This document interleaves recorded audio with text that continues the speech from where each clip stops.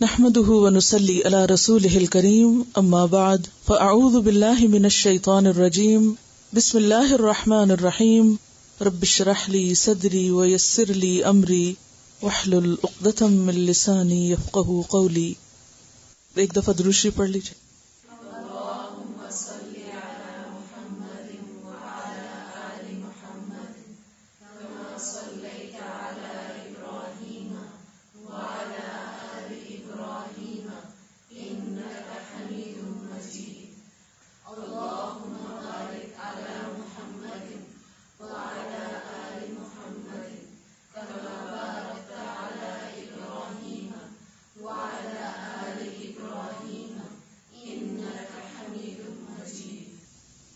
دعا مانگیے.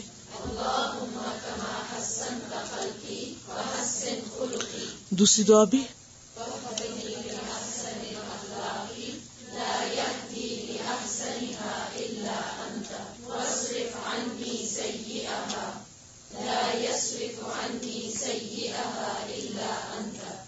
ہمارا آج کا موضوع الامانہ، امانت داری، ٹرسٹ وردینس. قال اللہ تعالی ان اللہ یأمرکم ان تؤدوا الامانات الی اہلہا. اللہ تعالی کا ارشاد ہے، اللہ تمہیں حکم دیتا ہے کہ امانتیں اہل امانت کے سپرد کرو. امانت کا لفظ امن سے ہے، الف میم نون. امن یأمن امانتن کا معنی ہوتا ہے امین ہونا، امانت دار ہونا، ٹرسٹ وردی ہونا، قابل اعتماد ہونا. اسی سے صفت امین ہے. امن کا لفظ بھی اسی سے ہے، جس کا معنی بھروسہ کرنا، اعتماد کرنا ہوتا ہے. اسی سے لفظ امان ہے، کسی کو امان دینا، حفاظت میں لینا. ایمان لفظ بھی اسی مادے سے ہے. گویا امن، امانت، ایمان سب کا سورس ایک ہی ہے. اگر دیکھا جائے تو ان تینوں کا باہم ایک دوسرے سے تعلق بھی ہے. جس کے اندر ایمان ہو اس میں لازماً امانت داری بھی ہوگی، اور جو شخص امانت دار ہو وہ دوسروں کے لیے اور خود اپنے لیے باعث امن ہوگا. امانت کا تعلق کسی خاص چیز سے نہیں. امانت میں تمام چیزیں جو حقوق اللہ اور حقوق العباد سے تعلق رکھتی ہیں وہ سب شامل ہیں. ابو حیان الاندلسی ایک مفسر ہیں، ان کی تفسیر ہے البحر المحیط. وہ امانت کے بارے میں لکھتے ہیں کہ امانت کے حکم میں قول اور فعل اور عقیدہ، قول یعنی بات، فعل کام، اور عقیدہ یعنی انسان کی سوچ اور انسان کے اندر جو ایمان کی کیفیت ہے، عقیدہ سے تعلق رکھنے والی تمام چیزیں داخل ہیں. گویا امانت کا انحصار یا امانت کا دائرہ کار کس کس چیز پر ہے؟ انسان کی سوچ، انسان کے قول اور انسان کے فعل پر. اسی لیے ہم دیکھتے ہیں کہ امانت صرف مالی امور میں نہیں ہوتی. عام طور پر جب امانت کی بات ہوتی ہے تو ہم کیش اور کائنڈ کی بات سوچتے ہیں کہ کوئی چیز ہوگی امانت یا کوئی مال ہوگا امانت، جبکہ امانت کا تعلق بات سے بھی ہے، کاموں سے بھی ہے، عبادات سے بھی ہے، ذمہ داریوں سے بھی ہے، باہمی انسانی تعلقات میں جو معاملات ہیں ان سے بھی ہے، لین دین وغیرہ میں. اللہ تعالیٰ نے جو کچھ ہمیں دیا، خواہ وہ ہمارے جسم کی شکل میں، خواہ اولاد کی شکل میں، خواہ مال کی شکل میں، وہ سب بھی ہمارے پاس امانت ہے. حتیٰ کہ ہمیں دیا جانے والا اختیار اور ارادہ وہ بھی کیا ہے؟ امانت. کیونکہ یہ تمام چیزیں ایک خاص اور محدود وقت تک کے لیے ہمیں دی گئی ہیں، ہمیشہ کے لیے نہیں دی گئی. اور دیکھا کیا جا رہا ہے کہ ہم ان کا استعمال کیسے کرتے ہیں، اللہ کی مرضی کے مطابق یا اس کی مرضی کے خلاف. تو اللہ تعالیٰ نے جو کچھ ہمیں دیا وہ امتحان کے لیے دیا، وقتی طور پر دیا، اور بطور امانت دیا. ہم اس کے مالک نہیں. مالک کون ہے؟ اللہ. کوئی بھی چیز آپ دیکھیں جو آپ کو ملی وہ کیا ہے؟ امانت. تو اللہ کی طرف سے جو کچھ ہمیں ملا، خواہ وہ جسم ہے، جان ہے، مال ہے، اولاد ہے، یا پھر وہ ذمہ داریاں ہیں جو عبادات کی شکل میں ہیں، یا ہمارے اوپر کچھ پابندیاں عائد کی گئی ہیں، وہ سب بھی کیا ہیں؟ امانات ہیں. اللہ کے بعد بندوں کی طرف سے جو کہ مختلف چیزوں کے وقتی مالک ہیں، ٹیمپریریلی، اگر کوئی چیز ہمارے پاس رکھی جائے، خواہ وہ کوئی راز ہو، کوئی بات ہو، کوئی چیز ہو، مال ہو، ذمہ داری ہو، وہ بھی کیا ہو جاتی ہے؟ امانت. یعنی امانت نمبر 1 وہ چیز ہوتی ہے جس کا مالک کوئی اور ہوتا ہے، اور نمبر 2 جس کے پاس رکھی جائے وہ امین ہوتا ہے. تو گویا معاملہ 2 کے درمیان ہے، مالک اور امین کے درمیان. ایک چیز ہے مالک کوئی ہے، جس کے پاس رکھی جائے وہ عارضی مالک ہے، اور وہ مالک نہیں ہے بلکہ محافظ ہے، امین ہے، ذمہ دار ہے، نگران ہے، اور اسے اس کو بخوشی لوٹانا ہے. تو گویا ہر حقدار کو اس کا حق لوٹانا کیا ہے؟ امانت داری. اور حقدار کو اس کا حق نہ دینا خیانت، خواہ وہ حقوق اللہ کا معاملہ ہو یا پھر حقوق العباد کا معاملہ ہو. سورۃ المؤمنون کے شروع میں اللہ سبحانہ وتعالی نے اپنے جن بندوں کی کامیابی کی ضمانت دی ہے، ان کی جو صفات بیان ہوئی ہیں، ان میں سے ایک اہم ترین صفت کیا ہے؟ والذین هم لاماناتہم وعہدہم راعون، کہ وہ لوگ اپنی امانتوں اور اپنے عہد کے نگران ہوتے ہیں، محافظ ہوتے ہیں، ان کی حفاظت کرتے ہیں اور انہیں ان کے حقداروں تک لوٹانے والے ہوتے ہیں. تو جو بھی چیزیں معاملات سے متعلق ہیں، خواہ معاملہ اللہ سے ہو یا بندے سے، تو حسن اخلاق میں اہم ترین چیز کیا ہے؟ حسن معاملہ. کیا ہے؟ حسن معاملہ. معاملہ باب مفاعلہ پر ہے، یعنی 2 کا آپس میں لین دین، خواہ وہ معاملہ اللہ پاک کے ساتھ ہو یا وہ معاملہ بندوں کے ساتھ ہو. تو یہ لین دین اور اس میں کھڑا ہونا، یہی امانت دار ہونا ہے. دوسروں کو ان کا حق پورا پورا دے دینا امانت داری ہے، اور حق نہ دینا خیانت ہے. ہم دیکھتے ہیں کہ اللہ تعالی نے جس فرشتے کے ذریعے اپنا کلام بھیجا، جبریل، ان کا لقب کیا بتایا؟ الامین. نزل بہ الروح الامین. اس قرآن کو کون لے کر اترا ہے؟ روح الامین، جبریل امین. اللہ نے ان کی امانت کی گواہی دی کہ انہیں جو ذمہ داری سونپی گئی تھی، جو کچھ دیا گیا تھا، وہ پورے کا پورا لے کر اترے. اس میں سے کچھ بھی اپنے پاس نہیں رکھا، کچھ بھی کمی نہیں کی، پورے کا پورا دے دیا. اس کے بعد جس پر قرآن اترا، محمد الرسول اللہ صلی اللہ علیہ وسلم، ان کو کیا کہا گیا؟ الامین. اور یہ نہ صرف یہ کہ اپنوں کی طرف سے بلکہ دشمنوں کی طرف سے، مخالفین کی طرف سے بھی ان کو الامین کہا گیا. اور اس کی گواہی ہمیں آپ کے طرز عمل سے ملتی ہے. ہجرت کے موقع پر آپ صلی اللہ علیہ وسلم جب مکہ چھوڑ رہے تھے تو اپنی جگہ حضرت علی رضی اللہ تعالی عنہ کو چھوڑ کر آئے. کس لیے؟ تاکہ آپ کے پاس لوگوں کی جو امانتیں رکھی ہوئی ہیں وہ لوٹا دی جائیں. وہ اس وقت تک نہ نکلیں جب تک کہ امانتیں دے نہ دی جائیں. اور اسی طرح آپ دیگر لوگوں سے بھی تعلقات میں، اور خاص طور پر اسلام سے قبل جو آپ کے تاجرانہ تعلقات تھے، ان میں آپ بہت امانت دار تھے. حجر اسود کے تنصیب کے موقع پر جب سب سے پہلے آپ صبح تشریف لائے تو اس وقت سب نے آپ کو دیکھ کر کیا پکارا کہ جا الامین، الامین آ گیا ہے. گویا آپ مشہور تھے اپنے قابل اعتماد ہونے کے اعتبار سے، امانت دار ہونے کے اعتبار سے. اور پھر آپ صلی اللہ علیہ وسلم کے صحابہ کرام جو ہمارے لیے ایک بہترین رہنمائی کا ذریعہ ہیں، کیونکہ ان سے ہم اپنے آپ کو زیادہ ریلیٹ کر سکتے ہیں، وہ سب امانت دار تھے. لیکن خاص طور پر ان میں سے ایک شخص کو امین الامت، امین الامت کا خطاب ملا. کون ہے وہ؟ کون ہے وہ جن کو پوری امت میں سے سب سے زیادہ امانت دار ہونے کا شرف حاصل ہے؟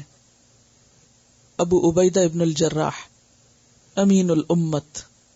حضرت ابو عبیدہ، ان کا نام عامر ہے، عامر بن عبداللہ بن جراح، قریش میں سے ہیں. ابو عبیدہ آپ کی کنیت ہے. عبداللہ بن عمر کہتے ہیں قریش میں 3 شخصیات ایسی ہیں جن کے چہرے تمام لوگوں سے بڑھ کر حسین ہیں، جن کا اخلاق سب سے عمدہ ہے، جن میں حیا سب سے زیادہ ہے، اور اگر آپ ان سے بات کریں تو کبھی جھوٹ نہ بولیں. آپ ان سے کوئی بات کریں تو آپ کو جھٹلائیں نہیں، یعنی آپ بات کریں تو نہیں کہہ کے آپ کی بات نہیں کاٹیں گے، یعنی اس قدر با اخلاق ہیں. اور وہ کون ہے؟ صدیق اکبر رضی اللہ عنہ، ابو بکر صدیق، عثمان بن عفان رضی اللہ عنہ، اور ابو عبیدہ بن الجراح. حضرت ابو عبیدہ ان لوگوں میں سے ہیں جو حضرت ابو بکر کے دوسرے ہی دن مسلمان ہو گئے تھے، سابقون الاولون میں سے ہیں. حضرت ابو بکر جب خود مسلمان ہوئے تو انہوں نے دیر نہیں کی جا کر اپنے دوستوں کو امانت دینے میں، کیونکہ یہ امانت تھی نا اب ان کے پاس. اسلام ان کے پاس کیا تھی؟ ایک سچائی کی صورت میں بہترین امانت. فوراً ہی اپنے دوستوں کا حق ادا کرنے کے لیے چل دیے اور جا کر ان کو اسلام کی دعوت دی. اور وہ کون کون تھے؟ ان میں ایک تو یہی ابو عبیدہ بن جراح ہیں، پھر عبد الرحمن ابن عوف ہیں، عثمان ابن مزعون اور ارقم بن ابی الارقم. اور یہ دوسرے ہی دن آپ کے ساتھ نبی صلی اللہ علیہ وسلم کی خدمت میں حاضر ہو کر مسلمان ہو گئے. حضرت ابو عبیدہ نے اپنی ساری زندگی اسلام کے لیے وقف کی، لیکن خاص طور پر ان کے لیے جنگ بدر ایک بہت بڑا امتحان تھی. جنگ بدر کے موقع پر انہوں نے بہادری کے بہت سے جوہر دکھائے. وہ اتنے زبردست جنگجو اور اتنے بہادر تھے کہ کوئی بھی ان کے سامنے آنے سے گھبراتا تھا، ٹکتا نہیں تھا. یعنی جہاں دیکھتے تھے کہ ابو عبیدہ آ رہے ہیں وہاں سے لوگ ہٹ جاتے تھے، لیکن ایک شخص بار بار سامنے آ جاتا اور وہ ہر دفعہ پہلو تہی کر جاتے. پھر تھوڑی دیر بعد وہ شخص پھر سامنے آ جاتا، پھر سامنے آ جاتا، پھر وہ بچاتے.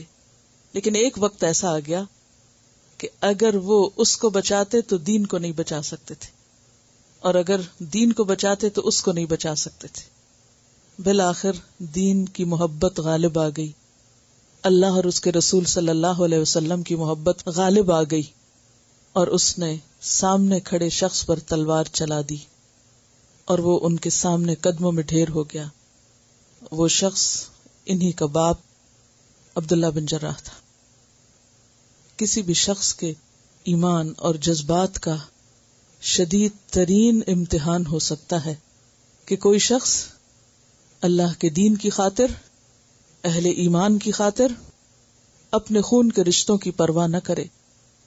انہی کے بارے میں یہ آیات نازل ہوئی، لا تجد قوما یؤمنون باللہ والیوم الآخر یوادون من حاد اللہ ورسولہ ولو كانوا آباءهم او ابناءهم او اخوانهم او عشیرتهم اولئک كتب في قلوبهم الایمان وأيدهم بروح منه ويدخلهم جنات تجري من تحتها الأنهار خالدين فيها رضي الله عنهم ورضوا عنه أولئك حزب الله ألا إن حزب الله هم المفلحون.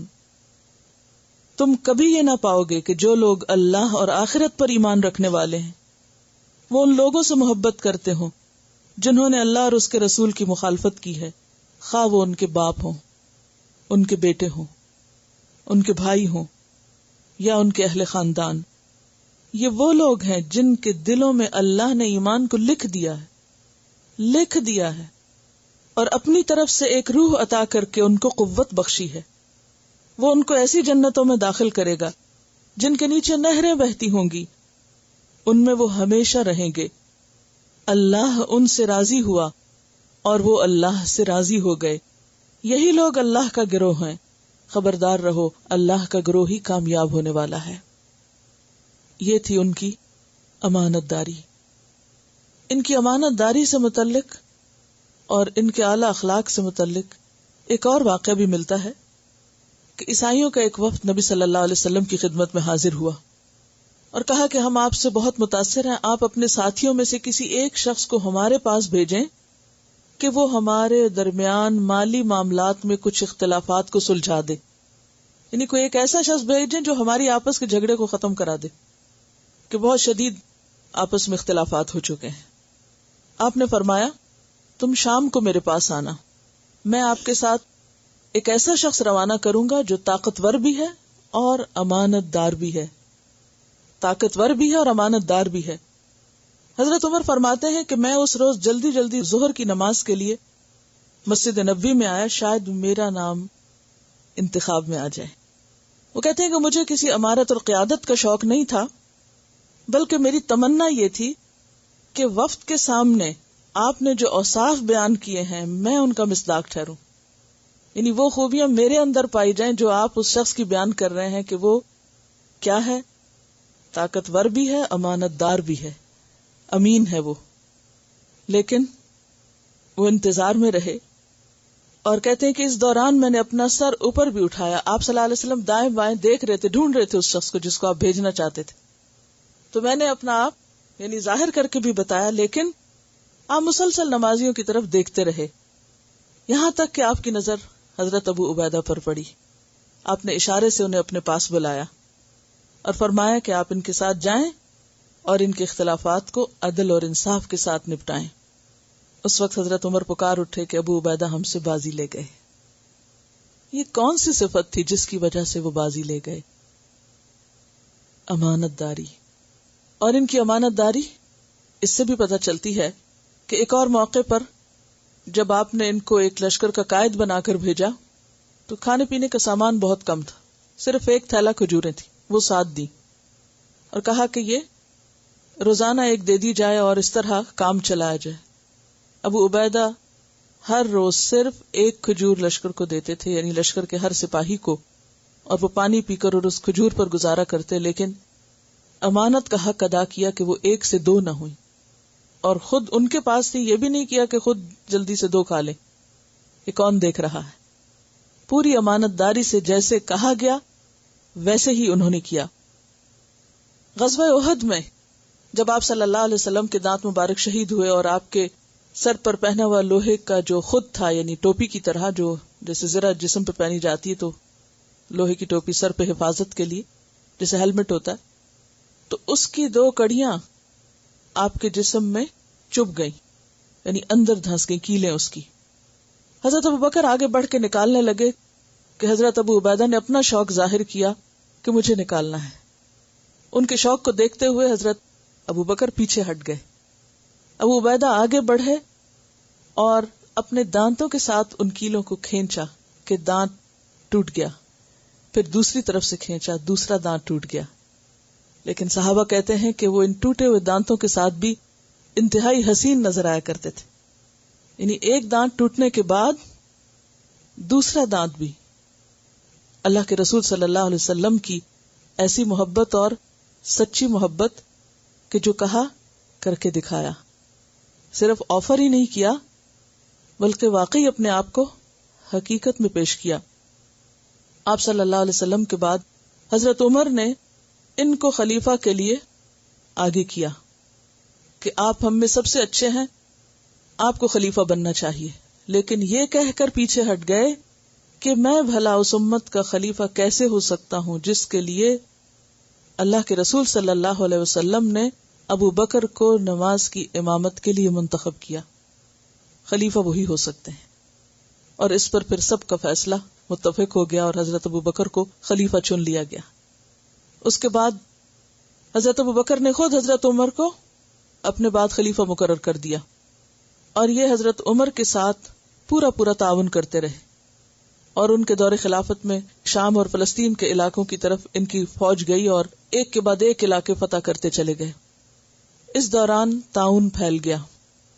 حضرت عمر رضی اللہ تعالیٰ عنہ کو جو ہی پتا چلا کہ تعاون پھیل گیا ہے، انہوں نے فوراً ایک قاصد کو خط دے کے بھیجا اور کہا کہ ابو عبیدہ اس خط کو پڑھتے ہی شام ہو تو سویر کا انتظار نہ کریں اور صبح ہو تو شام کا انتظار نہ کریں، فوراً آپ میرے پاس آ جائیں.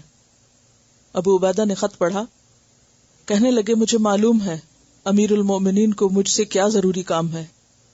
وہ ایسے شخص کو باقی رکھنا چاہتے ہیں جو اس دنیا میں ہمیشہ باقی رہنے والا نہیں.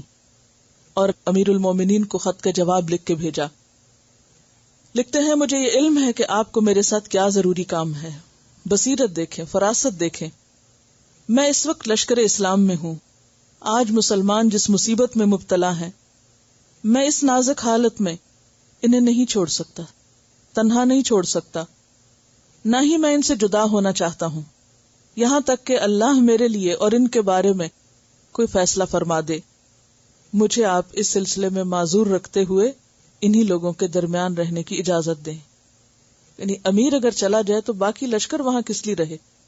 جب یہ خط امیر المومنین حضرت عمر فاروق کے پاس پہنچا تو پڑھ کر آپ کی آنکھوں سے بے اختیار آنسو آنے لگے.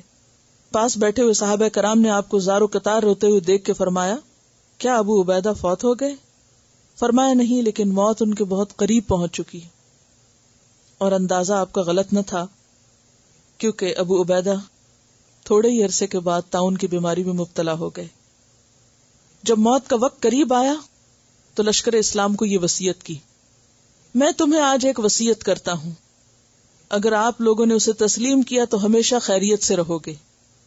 سنو، نماز قائم کرنا، رمضان کے روزے رکھنا، صدقہ و خیرات کرتے رہنا، حج بیت اللہ کرنا، عمرہ کرنا، آپس میں ایک دوسرے کو اچھی باتوں کی تلقین کرتے رہنا، اپنے حکمرانوں کے ساتھ خیر خواہی سے پیش آنا، انہیں کبھی دھوکہ نہ دینا، دیکھنا کہیں دنیا تمہیں غافل نہ کر دے.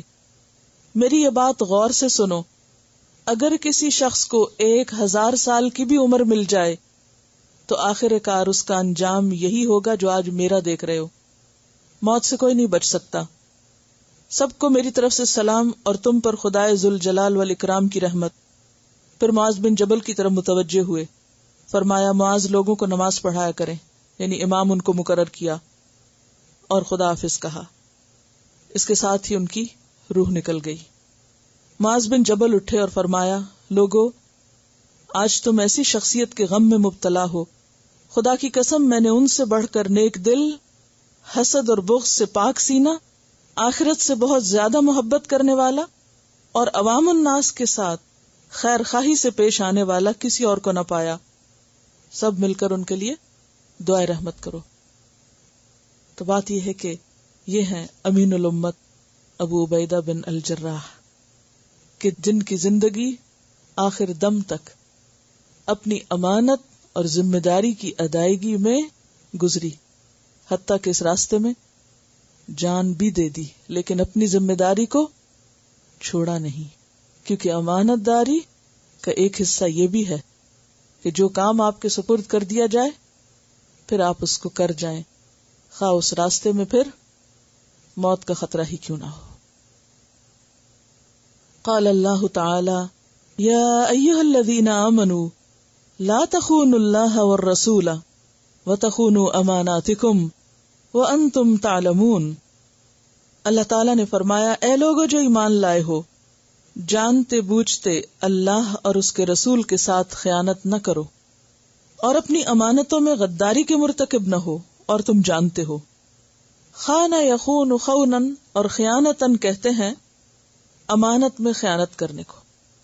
خون اصل میں کہتے ہیں جسم میں کمزوری کو یا نظر کی کمزوری کو، یعنی کمی کرنا. جہاں امانت پورا حق ادا کرنا ہے، وہاں خیانت حق میں کمی کرنا. جیسے ہم دیکھتے ہیں نا اپنی آنکھوں سے، تو نگاہ کمزور ہوتی ہے تو چیز اپنے اصل شکل میں نظر نہیں آتی، تو وہ نگاہ کیا کرتی ہے؟ خیانت کر جاتی ہے. جسم ساتھ نہیں دیتا تو اس کو بھی کیا کہتے ہیں؟ جسم خیانت کر رہا ہے. تلوار موقع پر کام نہ کرے، اچٹ جائے تو کہتے ہیں تلوار نے خیانت کی. پاؤں لڑکھڑانے لگے، چلے نہ تو کہتے ہیں پاؤں خیانت کر رہے ہیں. تو کوئی بھی چیز جو کسی خاص مقصد کے لیے بنی ہو، جب وہ اپنا کام پورا نہ کرے تو اس کے کام میں کمی یا کوتاہی کو خیانت سے تعبیر کیا جاتا ہے. اللہ نے ہمیں جو بھی صلاحیتیں دے رکھی ہیں، جو طاقتیں اللہ سبحانہ وتعالی نے ہمیں دی ہیں، اگر ہم ان طاقتوں کو ضائع کرتے ہیں، ان سے پورا کام نہیں لیتے، ان کو مزید نکھارتے نہیں، پالش نہیں کرتے، تو یہ بھی کیا ہے دراصل؟ اپنے ساتھ خیانت. مثلاً اگر آپ لکھ سکتے ہیں اور آپ اللہ کے دین کے دفاع میں نہیں لکھتے تو آپ اپنے ساتھ کیا کر رہے ہیں؟ خیانت کر رہے ہیں. آپ بول سکتے ہیں، آپ بولتے نہیں، خیانت کر رہے ہیں. آپ کے پاس مال ہے، ضرورت کے وقت آپ اسے خرچ کر سکتے ہیں، نہیں کرتے تو اللہ کے دین کے ساتھ جہاں اس کو ضرورت ہے خیانت کر رہے ہیں. تو کسی بھی ایسے موقع پر کہ جہاں انسان اپنی کسی خاص طاقت یا صلاحیت یا قوت، انرجی یا وقت اس کے ساتھ انصاف کر سکتا ہو، اسے بہترین سے بہترین کام میں لگا سکتا ہو، جب اسے وہ نہیں لگاتا تو وہ کیا کرتا ہے؟ خیانت کرتا ہے. بیکار کی سستی میں مبتلا رہنا، اپنی صلاحیتوں کو صحیح جگہ نہ لگانا، بہتر سے بہترین کی طرف نہ جانا، میکسیمم ایفرٹ نہ کرنا، کام چوری کرنا، یہ سب خیانت ہے. تو کہا گیا کہ اللہ کے ساتھ مت خیانت کرو، یعنی حقوق اللہ میں کمی نہ کرو، رسول کے ساتھ خیانت نہ کرو، یعنی سنت کے معاملے میں سستی نہ برتو، اپنی امانتوں میں خیانت نہ کرو، یعنی جو اللہ نے دے رکھی ہیں تمہارے پاس صلاحیتیں اور قوتیں، ان کو صحیح طور پر صحیح جگہ استعمال کرو، ان کا غلط استعمال نہ کرو.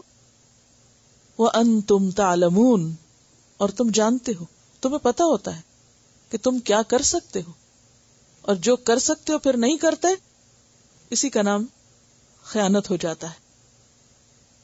قال اللہ تعالی ان اللہ لا يحب الخائنین، اللہ تعالیٰ فرماتا ہے یقیناً اللہ خیانت کرنے والوں کو پسند نہیں کرتا.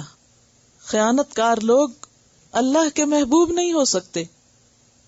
ایک اور جگہ پر آتا ہے ان اللہ لا يحب من کان خوانا اثیما، بے شک اللہ نہیں محبت رکھتا کسی ایسے شخص سے جو خیانت کار ہو، گناہگار. کیونکہ اپنے ساتھ خیانت دراصل کیا ہے؟ نعمتوں کی ناشکری، ناقدری.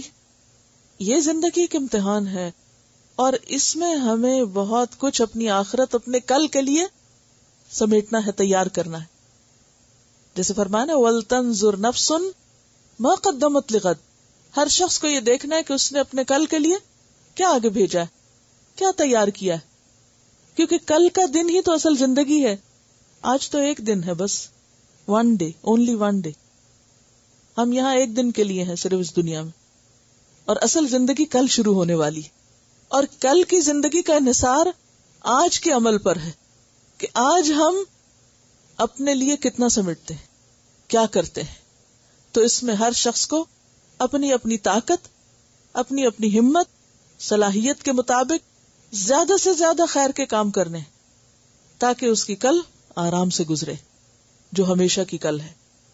اور یہ اسی وقت ہو سکتا ہے جب ہم سیلف پٹی کا شکار نہ ہوں، خود پر ترس نہ کھائیں، اپنے ساتھ رعایت نہ برتیں، اور جو اللہ نے دیا ہے اس کو صحیح جگہ، صحیح طور پر استعمال کر جائیں. ایک روایت میں آتا ہے مومن میں تمام خصائل ہو سکتے ہیں، یعنی بہت سی کمزوریاں ہو سکتی ہیں، لیکن جھوٹ اور خیانت نہیں ہو سکتی. یعنی خیانت مومن کے ساتھ میچ نہیں کرتی، ایمان کے منافی ہے. اسی لیے حضرت انس رضی اللہ عنہ کہتے ہیں قلما خطبنا رسول اللہ صلی اللہ علیہ وسلم، کم ہی ایسا ہوا ہے کہ اللہ کے رسول صلی اللہ علیہ وسلم نے ہمیں کوئی خطبہ دیا ہو اور اس میں یہ الفاظ نہ کہے ہوں کہ لا ایمان لمن لا امانت لہ، کہ جس کے پاس امانت نہیں اس کا ایمان ہی کوئی نہیں.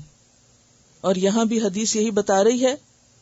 عن انس بن مالک قال خطبنا رسول اللہ صلی اللہ علیہ وسلم فقال فی الخطبۃ لا ایمان لمن لا امانت لہ ولا دین لمن لا عہد لہ.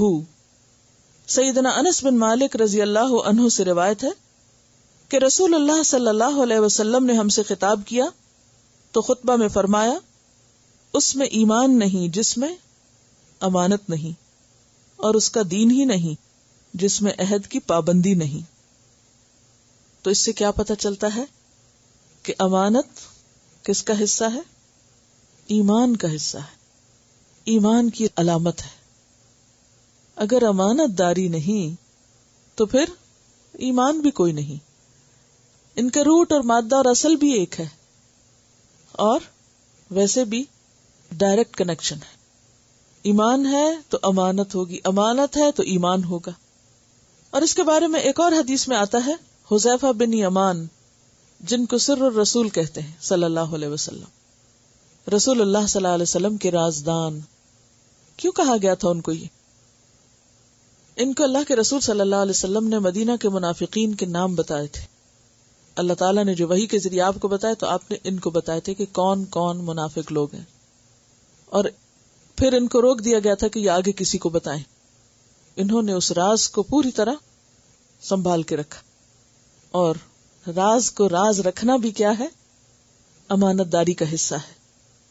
تو لا ایمان لمن لا امانت لہ. بات یہ ہے کہ امانت انسان کی فطرت میں ہے. امانت دار ہونا اللہ نے انسان کے اندر رکھ دیا ہے کہ وہ ایسا ہی ہو، اور جب وہ خیانت کرتا ہے تو دراصل اپنی فطرت کے خلاف جاتا ہے. تو حضرت حذیفہ بن یمان کی جو حدیث ہے اس میں نبی صلی اللہ علیہ وسلم نے فرمایا ان الامانۃ نزلت فی جذر قلوب الرجال ثم نزل القرآن فعلموا من القرآن وعلموا من السنۃ. کہ امانت مردوں کے یا لوگوں کے دلوں کی جڑ میں ڈال دی گئی ہے، یعنی فطرت میں رکھ دی گئی ہے. اور فطرت اور شریعت میں کوئی تضاد بھی نہیں ہے کہ جو چیزیں اللہ نے فطرت میں ڈالی ہمارے اندر ایک پوٹینشل ان کا رکھا، پھر شریعت نے آ کے اس کو نکالا اور اس کو بہترین جگہ استعمال کروایا. یعنی امانت ایک ایسی چیز ہے کہ جس کا ہر فطرت انسانی اعتراف کرتی ہے یا اس کو اپنے اندر محفوظ رکھے ہوئے ہے. اور پھر کیا فرمایا؟ ثم نزل القرآن، یعنی پہلے سے امانت تو اندر رکھی ہوئی تھی، پھر قرآن نازل ہوا. فعلموا، تو لوگوں نے علم حاصل کیا، سیکھا. کس چیز کا؟ امانت کا. کہاں سے؟ من القرآن، قرآن سے. یعنی اس امانت کی ادائیگی کو ادا کرنا کہاں سے سیکھا؟ قرآن سے سیکھا. وعلموا من السنۃ، اور انہوں نے سنت میں سے علم حاصل کیا، سنت میں سے سیکھا. تو گویا امانت تو ہے اندر، لیکن ادائیگی تب ممکن ہے جب انسان علم حاصل کرے قرآن اور سنت کا، اور یہی چیز اس کو واضح کر کے سامنے لے آتی ہے کہ کیا کرنا چاہیے اور کیا نہیں. قرآن مجید کی ایک اور آیت جو سورۃ الاحزاب کی آیت ہے، اس میں اللہ تعالیٰ فرماتے ہیں اِنَّا عَرَضْنَا الْأَمَانَةَ عَلَى السَّمَاوَاتِ وَالْأَرْضِ وَالْجِبَالِ فَأَبَيْنَ أَن يَحْمِلْنَهَا وَأَشْفَقْنَ مِنْهَا وَحَمَلَهَا الْإِنسَانُ إِنَّهُ كَانَ ظَلُومًا جَهُولًا. اِنَّا عَرَضْنَا الْأَمَانَةَ، بے شک ہم نے پیش کیا امانت کو. یہ امانت کیا ہے؟ یہ دینی فرائض اور ذمہ داریاں ہیں، اطاعت کا عملی تقاضا. علی السماوات والارض والجبال، آسمانوں پہ پیش کیا، زمین پہ پیش کیا، پہاڑوں پہ پیش کیا کہ یہ شریعت کے احکامات لے لو، ان پہ عمل کرو، اور اگر کرو گے تو پھر جنت جیسی جگہ ملے گی، بہت عزت اور مقام پاؤ گے. اور اگر نہیں کیا تو سخت سزا پاؤ گے.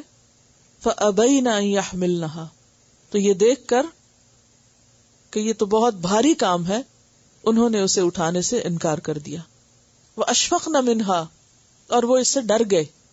وَحَمَلَهَا الْإِنسَانُ، انسان نے اس کو قبول کر لیا. کیا دیکھ کر؟ اس کے اجر کو دیکھ کر. ہے تو ایک پازیٹو چیز.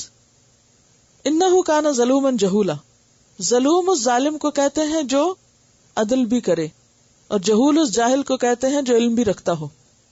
لیکن پھر کہاں ظلم کرتا ہے اور کہاں جہالت برتتا ہے؟ ادائیگی امانت میں، کہ اس نے پھر حق ادا نہ کیا جیسا کہ حق ادا کرنے کا حق تھا. یہ بالکل ایسے ہی جیسے اللہ تعالیٰ فرماتے ہیں وَمَا قَدَرُ اللَّهَ حَقَّ قَدْرِهِ، اللہ کی معرفت کا حق ادا نہیں کیا، پیغمبر پر ایمان لانے کا حق ادا نہیں کیا، قرآن کو سمجھنے کا حق ادا نہیں کیا، دین پر پھر چلنے کا حق ادا نہیں کیا. تو بات یہ ہے کہ ظلوم اور جہول ہونا یہی ہے کہ جانتے بوجھتے ہوئے کہ کرنا کیا چاہیے پھر نہ کرنا. کیوں نہ کرنا؟ بعض اوقات محض سستی، بعض اوقات حساب کا اور احتساب کا کوئی خوف نہ ہونا کہ اچھا کوئی بات نہیں، کر لیا تو بھی ٹھیک ہے، نہ کیا تو بھی ٹھیک ہے. لیکن ہم سے مطلوب کیا ہے، تقاضا کیا ہے کہ ہم اس حق کو ادا کریں، چاہے وہ کوئی ذمہ داری اللہ کی طرف سے ہے ہم پر، یا بندوں نے ہمارے اوپر کوئی ذمہ داری ڈالی ہے، چاہے وہ ہماری ازدواجی زندگی ہے یا ہماری تعلیمی زندگی، عبادتوں میں، اخلاق میں، معاملات میں امانت دار ہوں. اسی لیے اگلی حدیث میں ہم دیکھتے ہیں کہ آپ صلی اللہ علیہ وسلم نے فرمایا عن ابی ہریرہ قال قال رسول اللہ صلی اللہ علیہ وسلم اد الامانۃ الی من ائتمنک ولا تخن من خانک. رواہ ابو داود کتاب البیوع. عن ابی ہریرہ، ابو ہریرہ رضی اللہ عنہ سے روایت ہے، قال کہتے ہیں قال رسول اللہ صلی اللہ علیہ وسلم، رسول اللہ صلی اللہ علیہ وسلم نے فرمایا اد الامانۃ، ادا کرو امانت. گویا ذمہ داریاں پوری کرو، فرائض پورے کرو، لوگوں کو ان کے حق دو. الی من ائتمنک، جس نے تمہارے پاس امانت رکھی، یعنی اگر اللہ کے فرائض ہیں تو وہ اللہ نے ہمارے اوپر رکھی تو ان کو ادا کرو. صحیح طہارت کا اہتمام کرنا بھی کیا ہے؟ امانت میں سے امانت ادا کرنا ہے. اور خیانت کیا ہے؟ اس میں کوتاہی کرنا. اگر ایک بال برابر بھی جگہ خشک ہے تو وہ کیا ہے؟ خیانت ہے، کمی ہے. اسی طرح نماز کی چوری بدترین چوری ہے، تو نماز کی خیانت کیا ہے؟ نماز میں نگاہوں کی خیانت کیا ہے؟ کہ سامنے نیچے سجدے کی جگہ دیکھنے کے بجائے ادھر ادھر انسان دیکھے اور ادھر ادھر کی باتیں جان بوجھ کے سوچتا رہے. یعنی کسی بھی حق میں کمی اس کی خیانت ہے.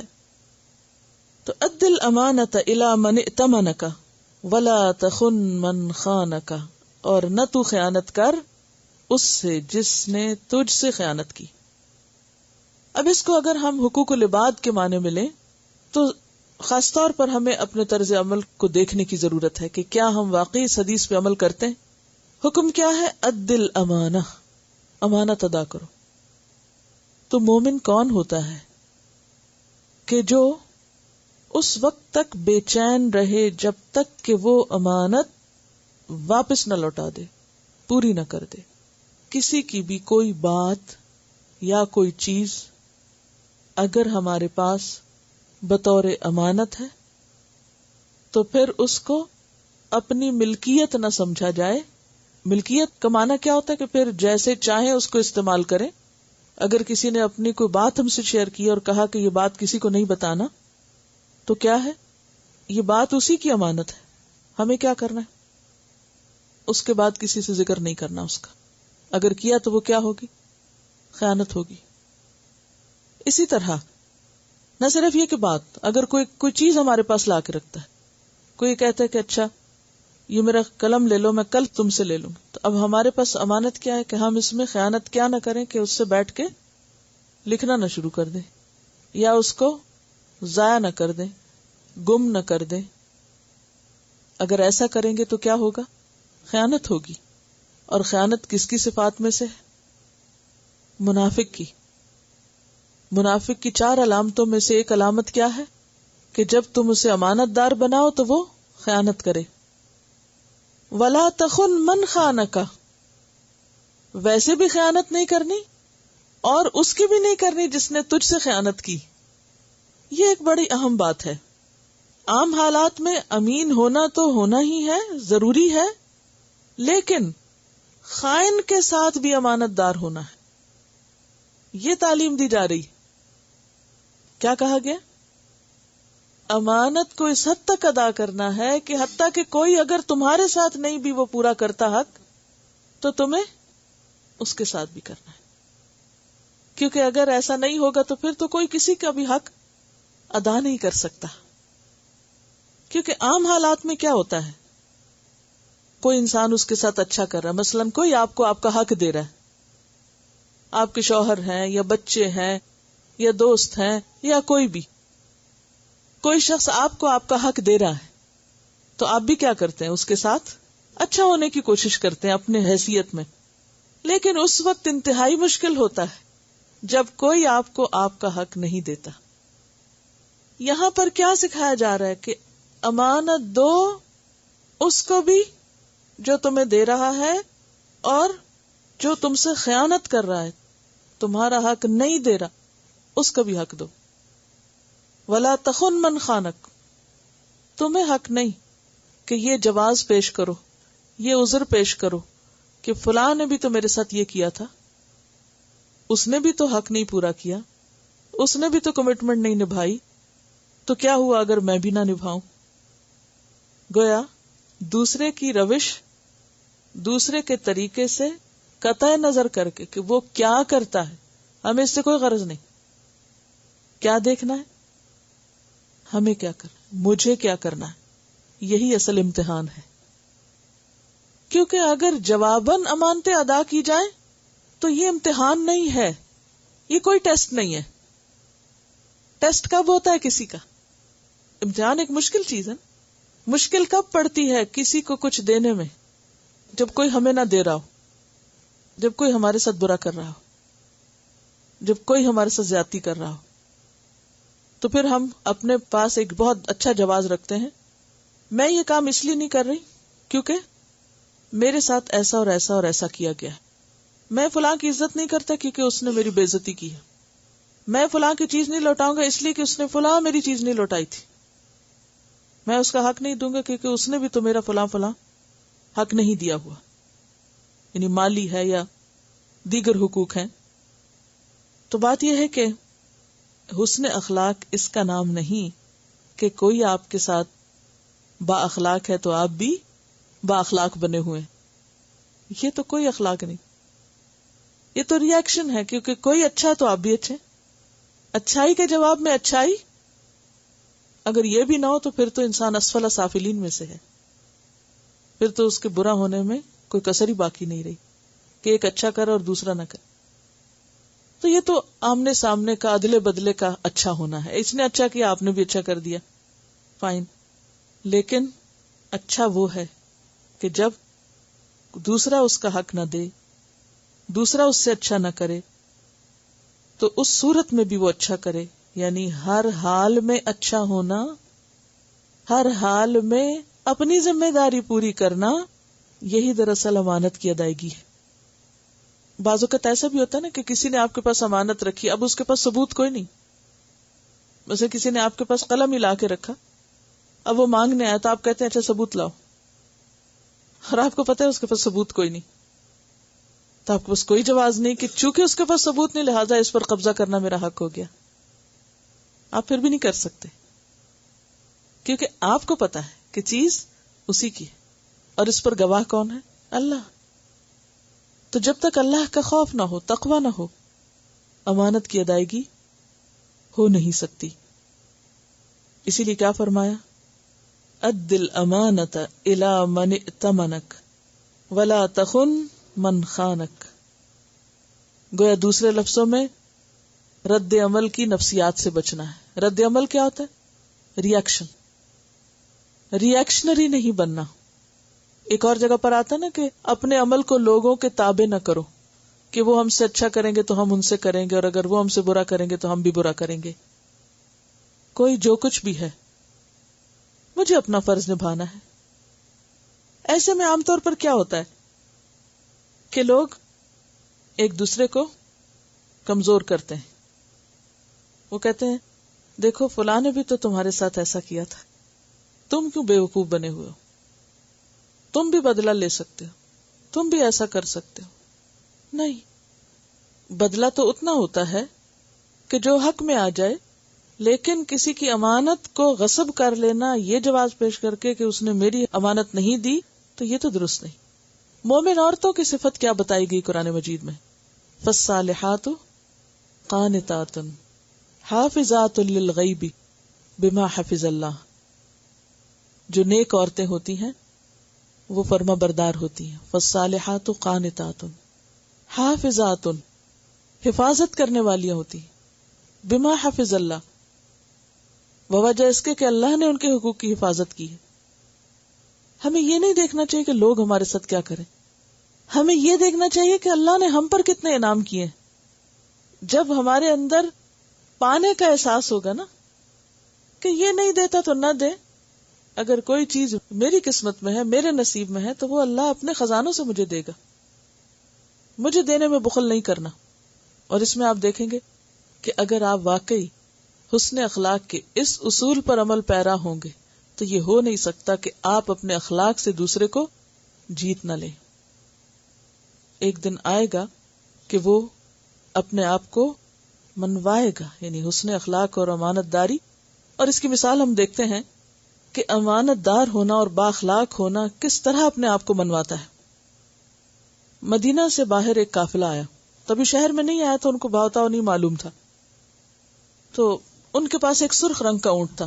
نبی صلی اللہ علیہ وسلم گزرے کہیں سے تو راستے میں دیکھا کہ وہ قافلے والے بیٹھے اور بہت عمدہ اونٹ ہے ان کے پاس. تو آپ نے ان سے پوچھا کہ بھئی یہ تم بیچو گے؟ تو انہوں نے کہا کہ ہاں ہم بیچیں گے.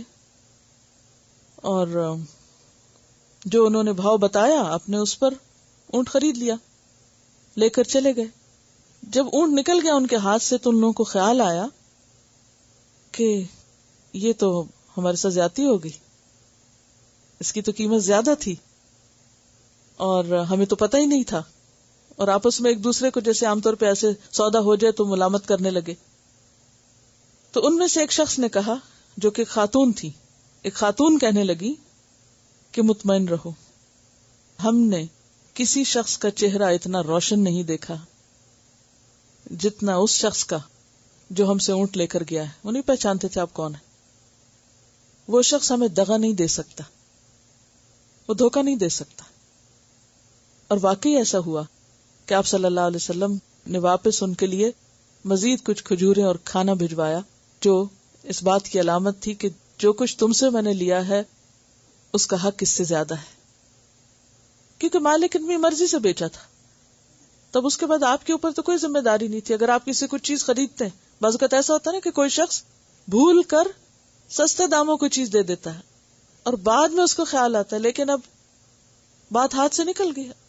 آپ کی تو غلطی نہیں کہ اگر اس نے سستی بیچی, لیکن آپ کو پتہ ہے کہ اس کے ساتھ زیادتی ہوئی. آپ کا ضمیر آپ کو بتاتا ہے کہ نہیں اس کی قیمت اتنی تھی.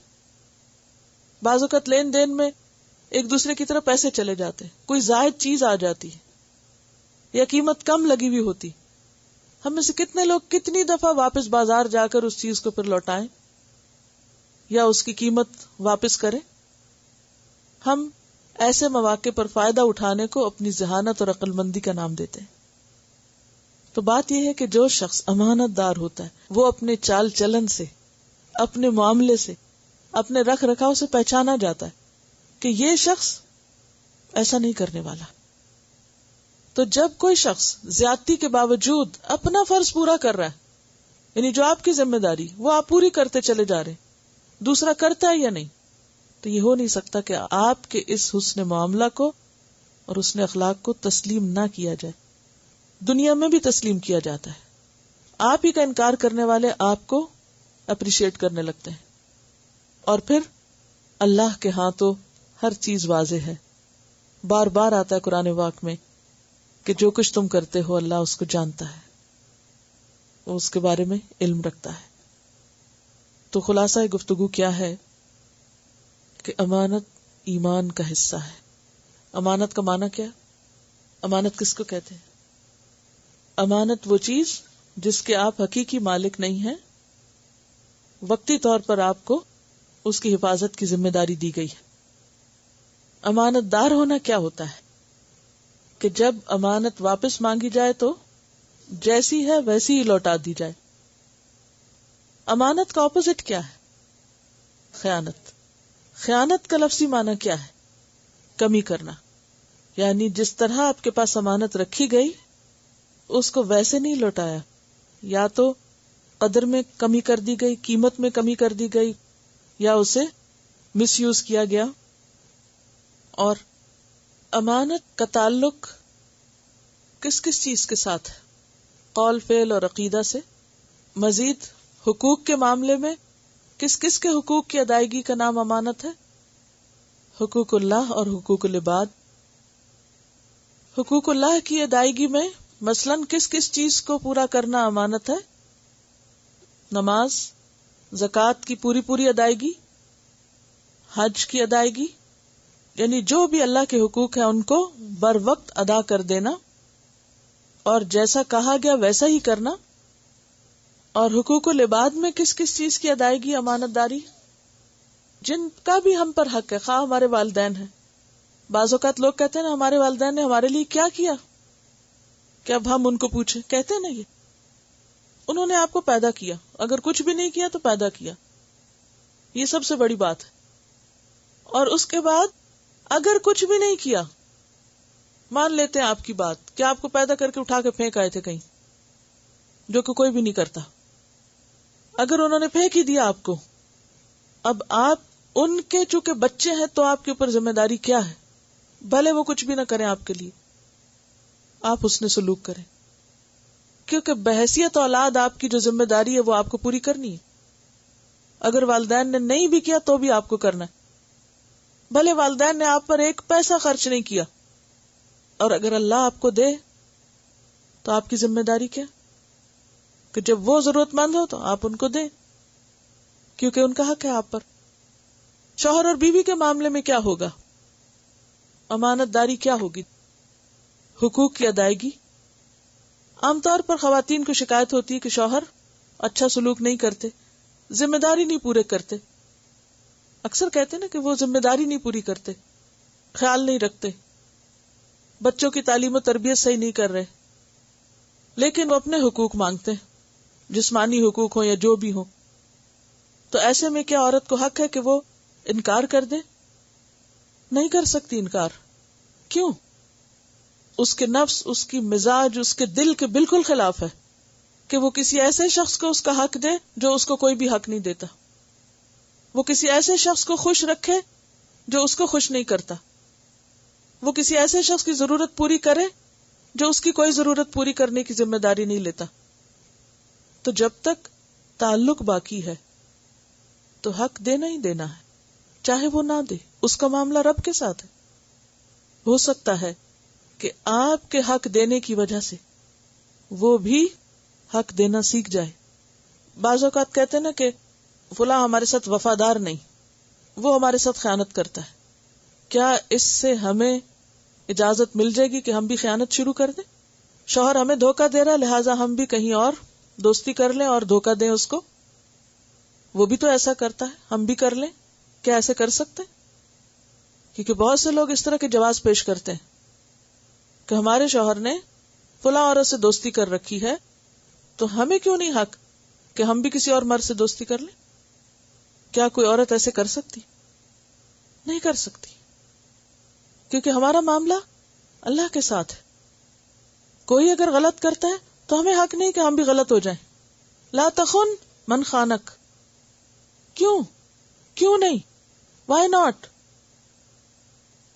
ہم اپنے اعمال کے بارے میں اللہ کے سامنے جواب دہ ہیں، کسی اور کے عمل کے بارے میں نہیں. ری ایکشن میں غلط کام کرنا، غلط قدم اٹھانا اس کو نہیں نقصان دے گا، خود ہمیں ہمارے اخلاق اور ہمارے ایمان اور ہماری آخرت کو نقصان دے سکتا ہے. یہ جواز نہیں. کیا کوئی چوری کرے تو ہمیں بھی چوری کا حق مل جائے گا؟ کوئی جھوٹ بولے تو ہمیں بھی جھوٹا ہونے کا ثواب ملے گا؟ کوئی غیبت کر رہا ہو تو ہمیں بھی کود پڑنا چاہیے غیبت کرنے میں؟ کوئی کسی کے بارے میں غلط بات کہہ رہا تو ہمیں بھی ساتھ شامل ہو جانا چاہیے؟ نہیں. جو حق نہ دے اس کو حق دینا احسان میں بھی آتا ہے، اگرچہ فرض ہے. یہاں احسان سے زیادہ فرض ہے. اگر ہم دے رہے ہیں تو شاید ہم احسان نہیں کر رہے، ہم فرض ادا کر رہے ہیں، ہم اپنا فرض پورا کر رہے ہیں. اور جب ہم اپنا فرض پورا کر رہے ہیں تو اس کا قدردان اللہ ہے. بندوں کے ساتھ جو بھی ہمارا معاملہ ہو، چاہے وہ راز ہو، چاہے وہ مال ہو، چاہے انہوں نے ہمیں کوئی ذمہ داری سونپی ہو کہ اچھا میں یہ جا رہا ہوں، میں اس چیز کا خیال رکھنا، اور وہ واپس آیا تھا کہ او ہو میں تو بھول گئی، وہ تو چوری ہو گئی آپ کی چیز. یہ امانت داری نہیں. پچھلی دفعہ کی جو ہماری اسائنمنٹ تھی اس میں یہ اسلام آباد سے فیڈ بیک ہے.